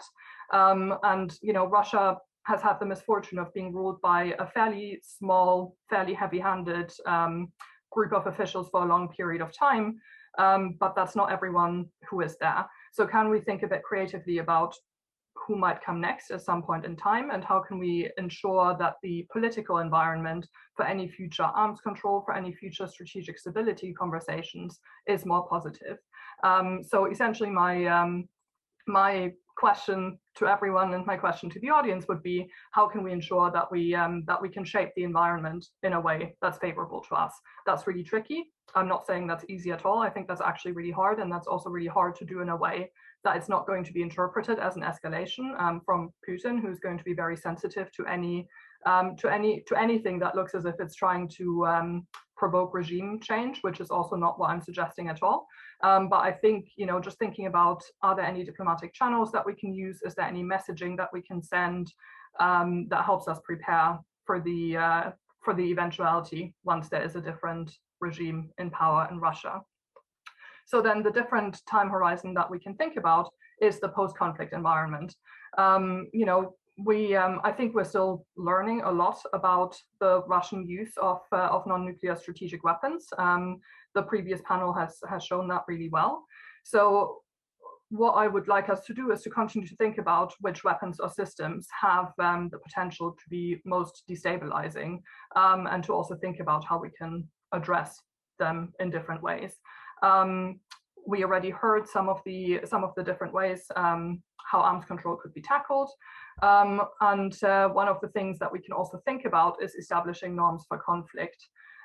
Because I think one of the things that has shocked many of us is to see some of the atrocities committed in Ukraine. I think around some of these, well, I would have said we have established norms there already. I think someone raised in the chat earlier whether some of the atrocities might have been down to Russia actually using less sophisticated weaponry than it might have been capable of. So the question of whether it was intentional or accidental. It has seemed to me as if the use was actually intentional, which is a big problem because that shows a violation of these norms. So you know, how can we ensure that we strengthen some of these norms of how strategic systems are used in conflict, and how can we strengthen our sort of established mutual understanding around targeting? I think that's a really, really important point. And I will also say on this point, as well as on the future of arms control point, I think one of the hardest things to recover from after this war is going to be the trust that Russia has violated. Levels of trust are incredibly low right now. Levels of distrust are incredibly high, and that's a really difficult environment in which to engage in any talks. Because in order to do arms control, or in order to do any kind of exploration of establishing norms or a sort of codex for behavior, a lot of that is around trust, especially as Antoine mentioned, if you're in an environment where you can't verify. So you know, I think we'll need to think really carefully under what conditions we can start attempting to rebuild trust with Russia. And I would really caution here and say that I think it will actually be up to the Russian leadership to show that they are trustworthy, and to make really clear in some way that they repent for what has happened. I'm sorry that this is a bit vague. I think it's really hard at this phase of the war to say that more clearly. But I think, you know, a really smart policy practitioner once said to me that you know, if she had to redesign how Russia and the US engage with each other, it would be to spend a much longer period of time on really foundational dialogue to make sure that the parties are really on the same page about a lot of things, because it's very easy to get into misunderstandings or to jump to conclusions. And I suppose that's what I'm saying here as well. You know, before we attempt to jump into arms control negotiations, we need to make sure that we actually are on the same page when it comes to the future of security in Europe. And I think I'll actually leave it there, and I'm looking forward to everyone's questions. Marion, that was really fantastic. That was really fantastic on so many levels. And it's just got me thinking about so many different things. I mean, I can recall talking to Russian diplomats and them saying things about risk, about arms control, about compliance, and then going to my different European colleagues and having them say, well, no, you don't understand, it's all fine. And it's like, no, we honestly don't have the same notion as to what the rights of smaller nations are versus larger nations. Even things like their perception of NATO always blew me away. The Russians would always tell me, the US runs NATO. Whatever the US wants, the US gets. And if you were to tell that to any other delegation at NATO, or even the US delegation at NATO, they'd be like, what? And so much of this is like fundamentally the US and Russia talking past each other, and the US and the West just mirroring and saying, well, Russia wants the same things that we do.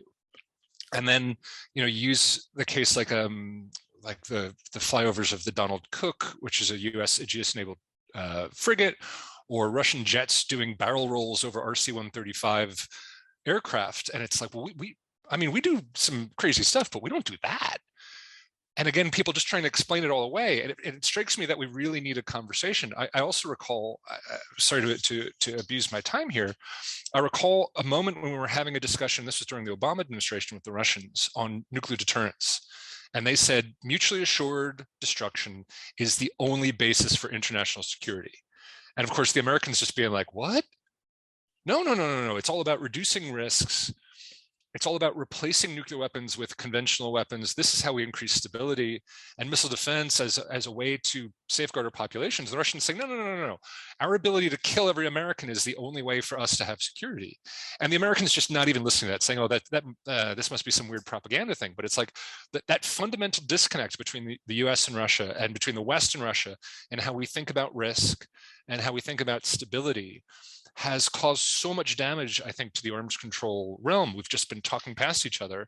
And I'm not saying, oh, we need to understand them. You know what I mean? Like in some passive sense, I'm just saying that if your foundational argument is that risk reduction is good, then you're in trouble, because the Russians think risk is awesome. And then how do you find a bargain with the side that thinks elevating risk is a good way to handle international relations? But so much of what you said just, wow. I've got Anna and Simona with their hands up. We've got some really great questions from the floor. Let me turn to Anna first and then Simona. Anna, go right ahead. Thank you so much. I just wanted to jump in on the arms control question, because that research area is really near and dear to my heart. I think it's also very important, and at the risk of sounding like a boring academic, to make it clear what we mean by arms control. What is the modern concept of arms control? Because if we mean arms control the traditional way, think about the INF Treaty, think about the Open Skies, think about New START Treaty, then I think we are missing a lot of things that especially non-nuclear strategic weapons are actually raising as challenges and future problems we need to resolve here. So the argument I want to make here is that we need to innovate our traditional way of thinking about arms control in 4 different ways. First, how we think about the actors. Thanks to non-nuclear strategic weapons, we now have public and private sector actors who are relevant in the game, and especially in non-kinetic, non-nuclear strategic weapons, a lot of capabilities are actually owned by companies. And we need to figure out a way how we establish the norms that even companies in outer space and companies in cyberspace are willing to abide by. How do we enforce compliance with these actors? The second major area where we need to rethink our strategy of arms control is the content. Because of the growing number of qualitative and quantitative asymmetries, some of which we have talked a lot about during these two sessions, I think we will need to be ready for more complex trade-offs between these different capabilities, because these symmetries are not going to grow. They are going to continue to shrink further. So we need to think about innovative ways to actually implement asymmetric arms control measures in the future. The third area where we need innovation is format. Many of these capabilities in the non-nuclear strategic domain are have a dual use nature, which means that a blanket ban on using AI, a blanket ban on using this and that is not going to work. Instead, again, as we have mentioned many times, we should focus on how these technologies are applied, what are the specific behaviors that we want to control, and we should really focus on behavioral arms control and normative arms control in these new domains. And I think the last area where innovation is desperately needed, that's verification and enforcement. These new technologies create new challenges for verification. Our traditional understanding of on-site inspections, counting rules, they simply do not make any sense in the cyber domain, in AI. We probably need to, unfortunately, compromise on some of our ability of enforcement and verification if we resort to normative approaches to arms control, but we also need to rethink our ways and tools for punishing non-compliance. Especially in the case of multilateral agreements, traditionally we have trusted the United Nations Security Council to enforce sanctions on any country that's non-compliant with the NPT, for example. But what happens if the non-compliant state is actually a member of the UN Security Council and has a veto power? Then what do we do to punish non-compliance? What are the tools that we have? And also in the case of just bilateral agreements, how do we better enforce compliance? And if there's non-compliance, what do we do to save the agreement? And again, what do we do to deter future actions of non-compliance by that state? So all of these questions, we really need to have innovative out-of-box thinking, and non-nuclear strategic weapons make it really more difficult and more complex, but that's exactly why our traditional way of thinking about arms control is not going to be adequate to address many of these new problems that we face today. So that was the boring academic conceptual approach to arms control. No, that's great. And when you talk about out of the box thinking, sometimes talking about these topics makes me want to crawl back into the box. But I do think you had actually addressed Susan Martin's question in the Q&A, which has actually come up from some other people as well, that entanglement, part of the issue with non-nuclear strategic weapons is countries are seeking it to defeat existing deterrence relationships. And so entanglement is not a flaw, it's a design feature. And so then approaching arms control with this is just so difficult. As a concept, and I go back to the Cold War, a lot of these things existed just with different technologies in the past. And it just is that we're so much more vulnerable now. But anyway, let me turn to Simona to bail me out of the cul-de-sac I just drove myself into. I'm not really sure I'm going to bail you out, but I just wanted to pick up on some of the excellent points made in the discussion so far, and I'll just go in reverse order because I think I just want to complement what Anna was just saying now. Looking at the supply chains and how specific technologies, key technologies travel along those supply chains is becoming increasingly important because we're selling, especially the West, we're selling advanced chips, we're selling all sorts of digital software that can be used and repurposed for military, and then we're finding them in things that are coming our way, be it in the digital domain or the very kinetic domain. Right, so I think that verification perhaps needs to extend to that as well, and the challenge with verification of the digital side of emerging and disruptive technologies is that we need to know that they're there before we can try to verify them and verify that they are there in numbers and in, for the purpose that they said they were supposed to be built for. And that's not so easy, because right now we don't really have, speaking only in the academic and open source domain, we don't really have sorry, my mic was apparently too far away. So we don't really have the indicators that would allow us to see through capabilities and identify what kind of digital suites they have deployed on board, and that would be one area where we can improve and where we can think about how we can deploy technology to help us out with that as well. And that concludes my rant about emerging technologies. But so 2 questions for the whole panel. I'm intrigued by Anna's comment about Russian restraint on the cyber and EW side as these are use it or lose it capabilities where we're trying to achieve surprise, so we're holding back because we might need to employ them later on. And of course, this is not new. The country, we've done this for quite a long time as well. But what does this tell us in terms of the size and quality of that inventory if they are withholding this much? That they've been withholding quite a lot. So what does this tell us about their rate of regeneration of these capabilities, that they're not willing to employ them? Or really,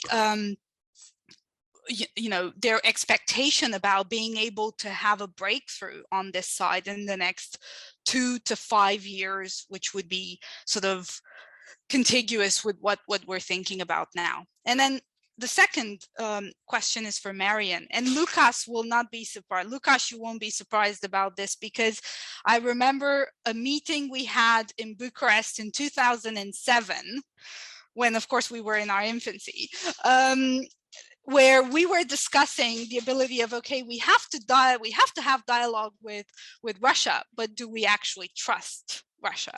And the conclusion was that no, we don't. And a lot of the alarm bells that we now feel finally throughout Europe and the transatlantic community, I mean, on the eastern side of the house, they have been going on for a long time. So how do we get to a place where we at least basically trust that Russia, when we commit to something with them, be it on cyber, on artificial intelligence and autonomy in commanding nuclear and non-nuclear command and control, anything you can think of, they're actually going to stick to it, because they haven't so far. Thank you. That's awesome, and a great chance to pivot to Lukas before I throw Simona's first question and a couple other questions from below the line back at the panel. Lukas, yeah, you got a direct one here. Go for it. Yeah, a couple of things, and it will be a bit chaotic. I'll be jumping from issue to issue, starting with this issue of kind of new thinking and new approach to arms control. And I don't think that there is a shortage of ideas and conceptual approaches. And Anna just projected one of these. We have a shortage of partners. Like, how can you have this kind of sophisticated conversation that Anna proposed with Russian officials now in the foreseeable future? I just don't see it coming. How can you have this kind of conversation with the Chinese officials who are uninterested in having this kind of conversations? And there were several approaches at, track 2, track 1.5, just sometimes track 1, to engage them in the conversation, including the infamous episode of putting the flags on the table by the US delegation. And it's not working. And I can understand the argument that we are developing and perfecting something which might be applicable at certain point in the future. I just don't see this future right now. You can escape to different areas. You can escape to risk reduction agenda, especially nuclear risk reduction agenda, saying that this is so important, and at least one thing we agree on, that we don't want the nuclear war to start by accident. That's risk reduction agenda. Behavioral approach, another area where you can kind of escape the cruel realities of international life and focus on some other issues. But again, the central problem for me is just I don't see any arms control agenda. Arms control, not basic military to military contact, not the conjuring of the New START. I just don't see an arms control agenda with Russia, and it's just an issue of trust. I mean, not really. I mean, trust is usually accumulated, but we have the very basic issues with the ability of Russia to actually deliver on what it promised, and the stark difference between what they sign and what's the real situation. And just look at the humanitarian corridors in Ukraine, when they announce humanitarian corridors, and then they start shooting in that direction. So no, problematic. Then the second thing is, are we a little bit too afraid of certain things, like is escalation and creating risk in the opponent's thinking necessarily a bad thing? I mean, if we start with making the lists of the things that we won't do and the capabilities that we don't develop, is it helpful in any way? Or is it kind of showing the potential or actual enemies the way to strike? And then it also goes in the cyber domain. Yeah, let's exchange with the Russians the list of critical command and control sites that we don't want to be targeted, and I'm sure that they will respect each and every one of them. Then the very last issue, the question of restraint, which is there's an interesting discussion developing, which goes beyond the cyber issues, because there is this discussion that what we're actually seeing in Ukraine is the performance of the Russian Armed Forces B, and there is the Russian Armed Forces A, or the A team, that would be completely different and would have a completely different performance, let's say, in the war of the United States. And there is a similar narrative saying that we have them employing all sorts of capabilities, but no, these are not the real ones. And no, here I'm kind of starting to ask myself a question: what would be the evidence to actually support that thesis, that there is somewhere there a set of capabilities which is much higher, much more sophisticated, and much more usable, and for some reason they are not employing it against Ukraine, despite the war going for more than 2 months right now. Wow, shots fired. No, that's excellent. And before I go back to the panelists, I also wanted to raise two issues that I saw in the chat. Paola, again, great comment, and maybe particularly to Marian, this: how do you maintain arms control capacity and intellectual direction in an era when that's increasingly not going to be what's happening? I thought that was a really good question. The other one from Sophie, which I think is for everybody, is part of the reason that we have this domain at all is a lack of attribution, is it gives you at least plausible deniability. And so how do you handle a domain? How do you develop responses? How do you respond effectively when attribution is difficult? I know I've been involved in a couple cases where attribution seemed really clear and nations just didn't want to agree to the attribution because of the potential consequences of agreeing to that. Yeah, so with that, let me turn to Anna, and then I'll turn to Marian again. Thank you so much. I think Lukasz really raised a lot of important points that some of which I would like to echo in a different framework. The way we think about arms control, and that's a standard NATO line, that deterrence and arms control go hand in hand, and you cannot set them aside, and they are really two sides of the same coin. I think the current situation is definitely making that point even stronger. And I know that whenever US officials say that from a US perspective, a strong deterrence posture is part of a comprehensive risk reduction strategy, that sometimes tends to raise eyebrows among the arms control community. But I think it's really important, as Lukasz said, that maintaining strong deterrence capabilities might actually be a precondition to get your adversaries to the table and to get them to talk about arms control, because there is a cyclical nature in technologies and in capability developments. And as long as you feel like you have the upper hand or the advantage in a specific domain or in a specific capability, it's very unlikely that you're going to be willing to negotiate that away. So as long as there are capability gaps, and as long as Russia actually feels that it has the strong hand, the upper hand in certain areas, why on earth would they give that up? So I really think that you cannot negotiate arms control from the position of weakness.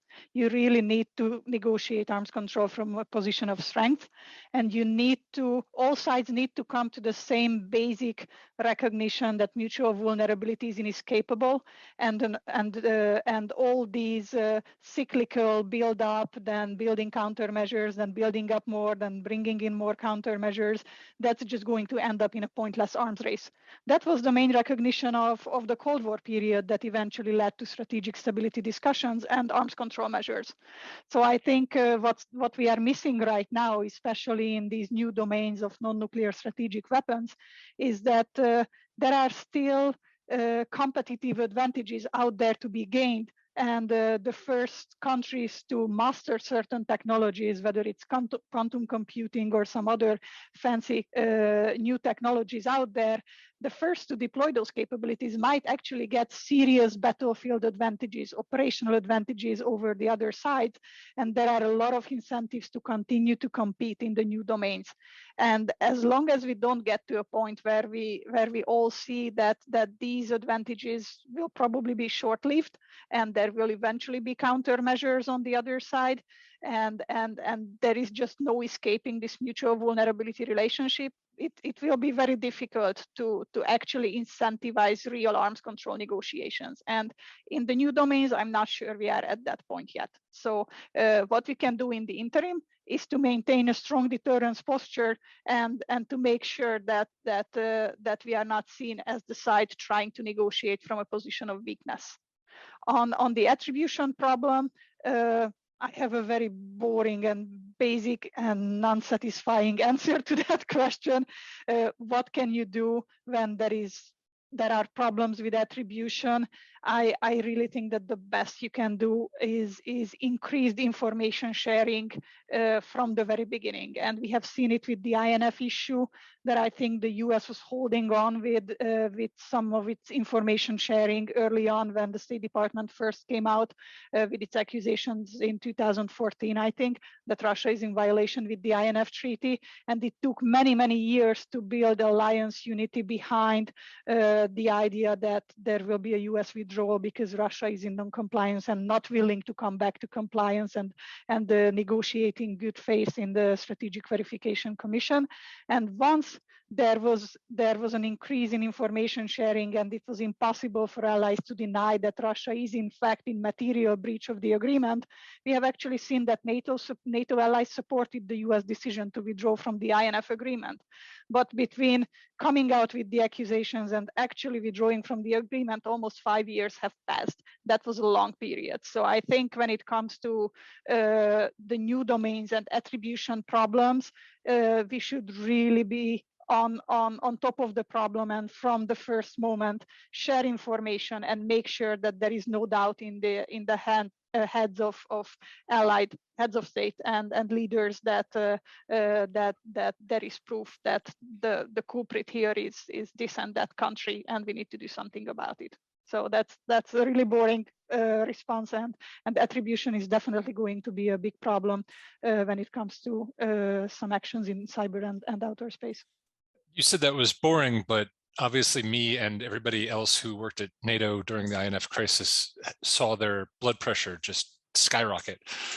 Yeah, the US fought with both hands tied behind its back through that entire argument, because there was fear in the Obama administration that they would get in trouble for sharing the wrong kinds of intelligence, having been burned earlier.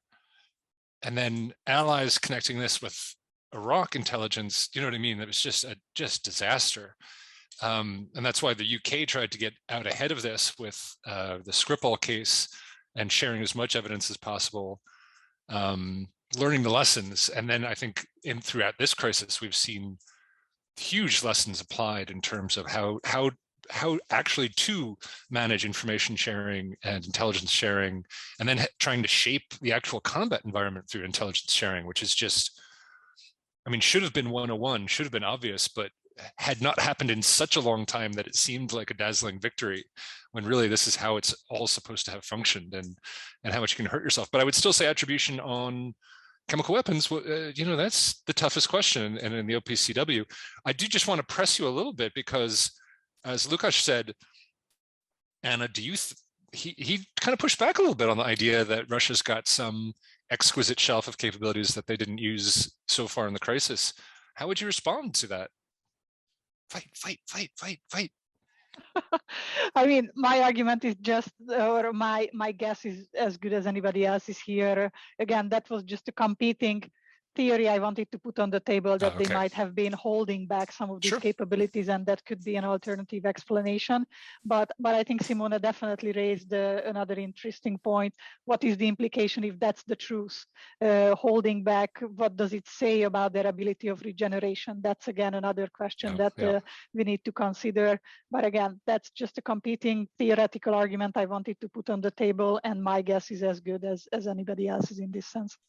All right, so I don't give you the fight. Nah, that's fine. I'm kidding when I say fight. But before I go back to Lucas, let me talk to Marian. Marian, so what do you think? I mean, there's been some good questions here, especially from Paula on brain drain, and how do we keep this muscle memory at a time when advocating for arms control can sound like a bad idea? I mean, I think your framing of your remarks really shows good thinking, but then how do you attract people? How do you keep that muscle memory? I mean, I spent basically my entire time at NATO trying to remind people how to spell the words Vienna document, much less, I still recall when we actually had to contact various allies and tell them, do you guys know that you actually have an INCSI with the Russians? And they went, what? Yeah, so over to you, what do you think? Thanks. I will definitely answer that question. Before I do, I just want to briefly weigh in on the great points that Lukasz and Anna were making when it comes to this question about, you know, how I think the person who asked it phrased it as, how can we trust Russia to stick to agreements, and also, you know, raising the difference of experiences there with Eastern and Central Europeans and Western Europeans and the US. And so I suppose if I understood Lukasz correctly, his answer to that was, you know, we can't right now, which I would completely agree with. And I also tried to make that point in my earlier remarks. And then Anna said, don't engage from a position of weakness, which I also completely agree with. And I would just like to add the third element, which is we need to ensure that whichever agreement we try to negotiate addresses mutual interests. And I think this is a sort of important component of arms control negotiations that's recently become a bit unpopular. I've heard people be on the record, both on the US side and on the Russian side, saying that the best kind of arms control agreement is one that screws the other side over. But from a sort of negotiation perspective, that actually makes it nearly impossible to reach an agreement. So if the goal is arms control, which again, you know, I'm not advocating for right now, but I'm saying at some point in the future will be an important tool in our arsenal, then we need to make sure that we actually are really clear what the mutual interest here is and how we can reach that. And then, the sort of slightly longer answer is as well, I would hope that at some point in the future, the Russian attitude to smaller and neighboring states changes, because if it doesn't, then we remain with this strategic problem in Europe for the foreseeable future.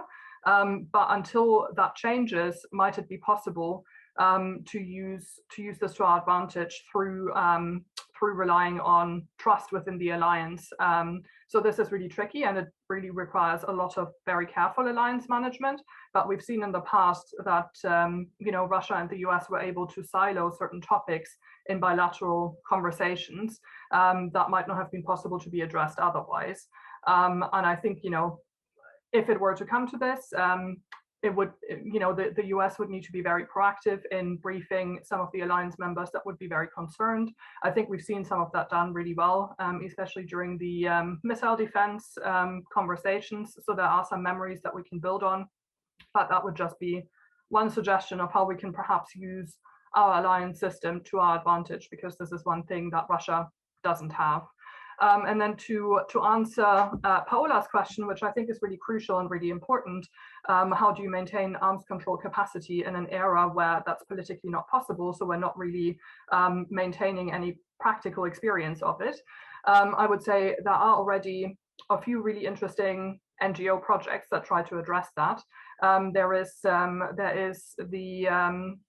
series of interviews that Hannah Notte at VCDMP leads with former ambassadors. They're all on YouTube. They're also transcripts. They're absolutely amazing. If you haven't seen them yet, it's essentially people who were really in the thick of it, negotiating arms control agreements, talking fairly freely and at length about their experiences. I think that's really valuable. Then there is the Arms Control Negotiation Academy, run by Harvard University, which is just about to introduce its third cohort. It's been running for 2 years already. I'm a fellow this year, so it's a little plug.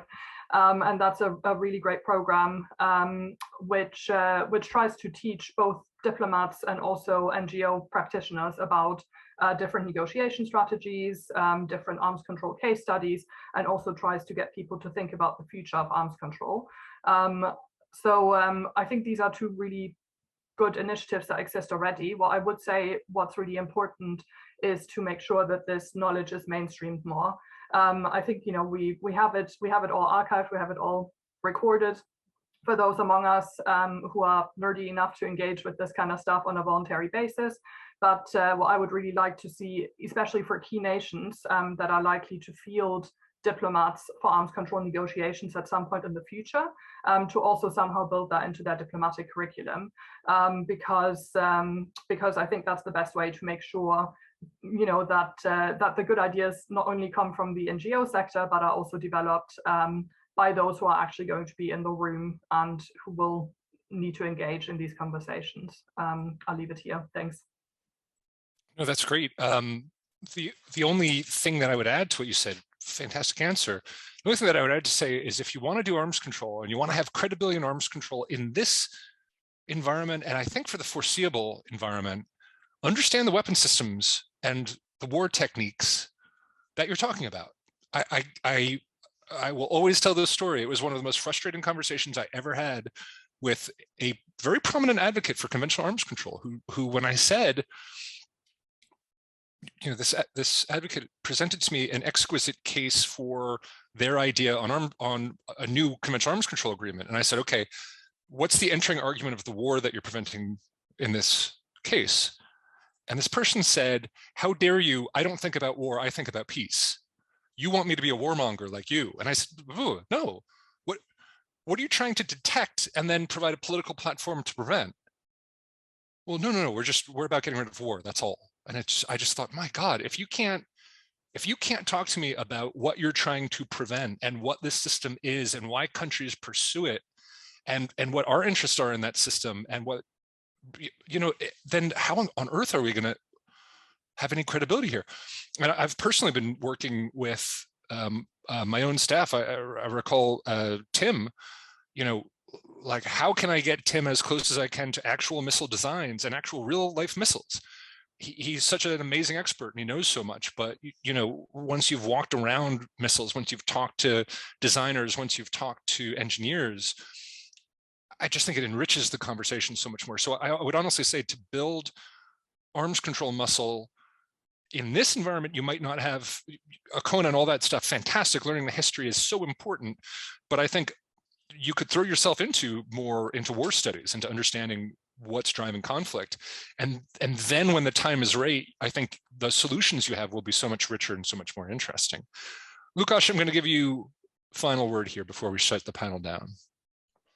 Thank you very much. It's good that we first need to know about arms before we go to the control part. And I couldn't agree more. It's just kind of coming back to the very beginning of the conversation. I mean, we are still in the middle of war, in the middle of Russian aggression. So of course we are making some predictions or assessments which are preliminary ones. And we are missing a lot. I mean, we have a cruiser of the Black Sea Fleet sunk by anti-ship missiles, apparently, and all technology. But you know, somehow, for a lot of people, that was a big surprise that it's possible to do that. Some of the scenarios which are flying around, a salvo of cruise and ballistic missiles on the territory of Poland and Romania. Yes, that would have a strategic effect. I'm not sure it would have the strategic effects that the Russians would want, but it would have a strategic effect. So no, there is a big, I think, a big asterisk to what we are discussing in terms of the consequences of the war, saying, you know, valid as of 29th of April. But I think, you know, the direction of the travel is clear. It's the same direction of travel. And I think none of the weapon systems that we here described have discredited themselves. Some seems to be less effective than we thought, but none has discredited itself. Anti-SAT not used. That's the only thing. So the direction of travel would be there. If there was little taboo around the use of some of this system in warfighting, there will be even less taboo right now, which makes, of course, any ideas of restraint and arms control much more difficult. The very last thing, one of the issue that was, I think, shattered was this idea that there is some invisible force shield protecting the Russian territory from any attacks. And somehow it's terribly escalatory to do anything, because we have Ukrainians striking military targets and striking part of the critical infrastructure on the territory of Russia as part of the war, and Russia did not nuke them back. Just one little thing at the very end. Okay, my brain has overheated. This has just been so incredibly useful. You know what? I think I'm just going to plow right into. Let's take a pause. Let me take 4 minutes. We're going to come back at 1740 Central European time, 1640 UK time. Yeah, just a minute. Yeah, we'll be right back. 4 minutes. Thanks. One of the questions we got in the chat that we didn't get to, but for me is a good summary from myself, comes from Jake Mezzi, who said, when it comes to non-nuclear strategic weapons and emerging technology in general, what would stability look like? What's a good end state, or how would you assess progress? I mean, for me, in the European context, the big headline answer is we need to better define the tactic and effect dyad, and then have a dialogue that says, look, we got to agree that this is off the table, because we can do it to you, you can do it to us, it's going to suck for everybody. And unless you can do that, that's what stability looks like, is when, as we said before, and this goes all the way back to Schelling and Halpern, you can really only find bargains when the two sides say, I mean, we can do this, but why in the world are we doing this? And when you can get that kind of shared agreement, and again, that's going to mean changing Russia's calculus in terms of risk, so that they think, we can't control risk as well as we thought. And I hate to say it, but you know, the best example in history is the Cuban Missile Crisis. I don't want to have to go through that. And a lot of people say, can't we skip to the arms control part? But it's like, no, we can't skip to dessert. You got to eat your vegetables first. So yeah, we just need a couple of really big crises and we'll be fine. And unfortunately, the Ukraine crisis hasn't risen to that level yet, but you know, give it time, maybe it will. Simona, what's your big takeaway here? What's your headline? Well, I'm scared now after that.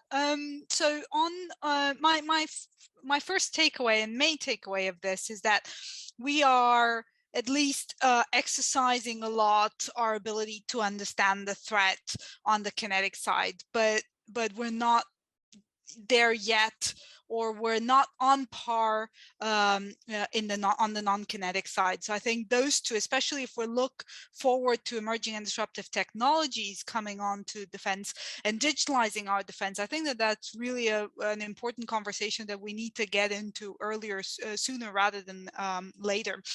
And I'm not really sure that it's that we're not really behind the curve already. So that's one of my key takeaways. I think one of the aspects that I would think for the future would be to also consider this over the longer term. So how does this play out, as Anna was saying and others, in terms of, you know, the technological progress is so fast, and it's not happening just with governments, it's happening mostly outside government, and that will escape our ability to control, whether for arms control purposes or for other you know, for proliferation purposes, that will escape our control to some degree. So thinking about the development and use of non-nuclear strategic weapons in the context of bringing more people to the table, those would be my two takeaways. Great, thank you. Alexander, what do you think? What's your big takeaway? What's your one thing that you'd say, you know what, we need to think about this more. We need to work on this more. What can you throw at me? Well, I was thinking about this very, very hardly now in last 2 minutes to have a good answer. I would say this: I think we have to destroy silos. Not literally, of course, just metaphorically. Speaking about, like, you know, the parallel discussion of escalation management on the one hand, risk management on the other. Also in terms of the weapon systems, of course, as Lukasz mentioned, we have to know the weapons and the arms first, but we also have to know, you know, how this all comes together in terms of a political strategy. And as has been mentioned by many before, we think about these different issues, arms control, deterrence, warfighting, in terms of these silos and the different people and different expert groups that tackle these issues. And that is a problem. That is my personal experience, that, you know, as you just mentioned before with your practical example, a personal example of a discussion you had, I think that is absolutely to the point. And I think here we have to improve. And then we will also have the better designs for what kind of arms control is possible in the future. Yeah, I hear you. We need to destroy silos to understand the problem, but then I think we need to recreate silos to have negotiations, have parallel negotiations so that you can have cross-domain bargains. But this is hard, but this is good thinking. So thank you very much. Next, let's go to Tim. Tim, what do you think? Sum it up for us in one line. No pressure. No pressure. Need for joined up government approaches to these things. And I'm going to pick on my government and the French government for this. Both of them are have been warning in recent government reviews about the dangers of hypersonic weapons, how they're destabilizing for regional security and so on. Yet both of them, you know, want to acquire them, and they haven't been able to square that circle. And I really think that needs to be done, and that needs to be done at a national level. And then that also needs to be done then within the context of alliances as well. Because until then, I think, you know, we're sort of just not sure of what we want to do, and it's just going to I think it's going to hamstrung whether that's going to be arms control or deterrence. I think you're going to you know, in an effort to work on one, you're going to trip yourself over on the other. Thanks. Excellent. Mark? I think this is a problem that's getting worse, not better, and it's getting more important and more urgent. I think, you know, non-nuclear strategic weapons are not going to substitute for nuclear weapons, but they are going to interact with them in many different ways. And the way that the nuclear world is going in terms of, you know, tripolarity with China's nuclear buildup, with, you know, perhaps greater reliance on nuclear weapons rather than the other direction that we're moving in, perhaps, unfortunately, it means that studying the interaction of these kinds of weapons is going to be really critical. And I'm glad we were able to talk a little bit about that today, and hope more effort can be put into that. Fantastic, thank you. Lukasz. Yeah, I will say something that make me deeply unpopular with people who are great experts on particular weapon systems, because especially those that we discussed, because my big takeaway is that we should take a step back. There is a very brutal war right now in Europe. And unfortunately, we have to see and understand what kind of approaches, what kind of tactics, and also what kind of weapons are responsible for the suffering, for civilian casualties, but also at certain points, so for something that we would call strategic effects. And if these are not some of these fancy, ultra-modern weapon systems that we discussed, but something else that can be tackled, perhaps we should spend more time thinking about these things and these doctrines and approaches that actually cause the most suffering instead of the things that we sometimes like to talk about very much. Thank you. Marian, your headline? Thanks. I actually completely agree with what Lukasz just said, even though I'm going to say something that's going to sound like the opposite. So something that has come up in our discussions a lot is what the future of arms control might look like, especially when it comes to some of the areas that are harder to attribute.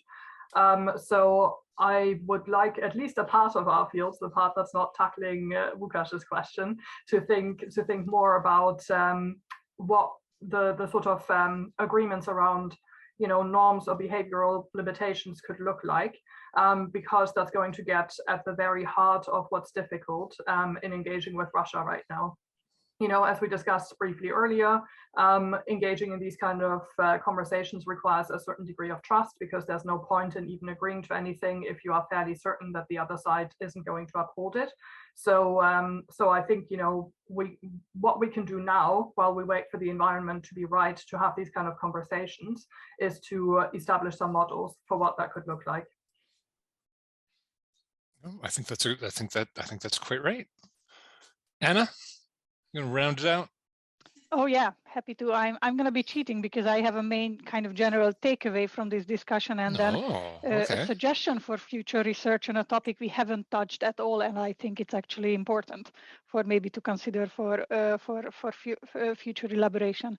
So the takeaway is that I think the most important implication of non-nuclear strategic weapons, operationally speaking, and we talked a lot about it, is that they blur the lines between nuclear and conventional warfighting doctrines, which means in the NATO-Russia context that any regional war between these two sides carries the risk of nuclear escalation from the very beginning of the conflict.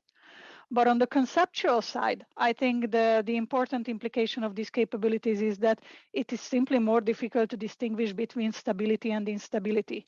These are not really black and white concepts. It is much rather a continuum where certain capabilities, especially in the information warfare toolkit, are regularly used in peacetime operations. So it's very difficult to distinguish between peacetime, crisis and war, stability and instability, and that's something that really is an important conceptual implication of non-nuclear strategic weapons.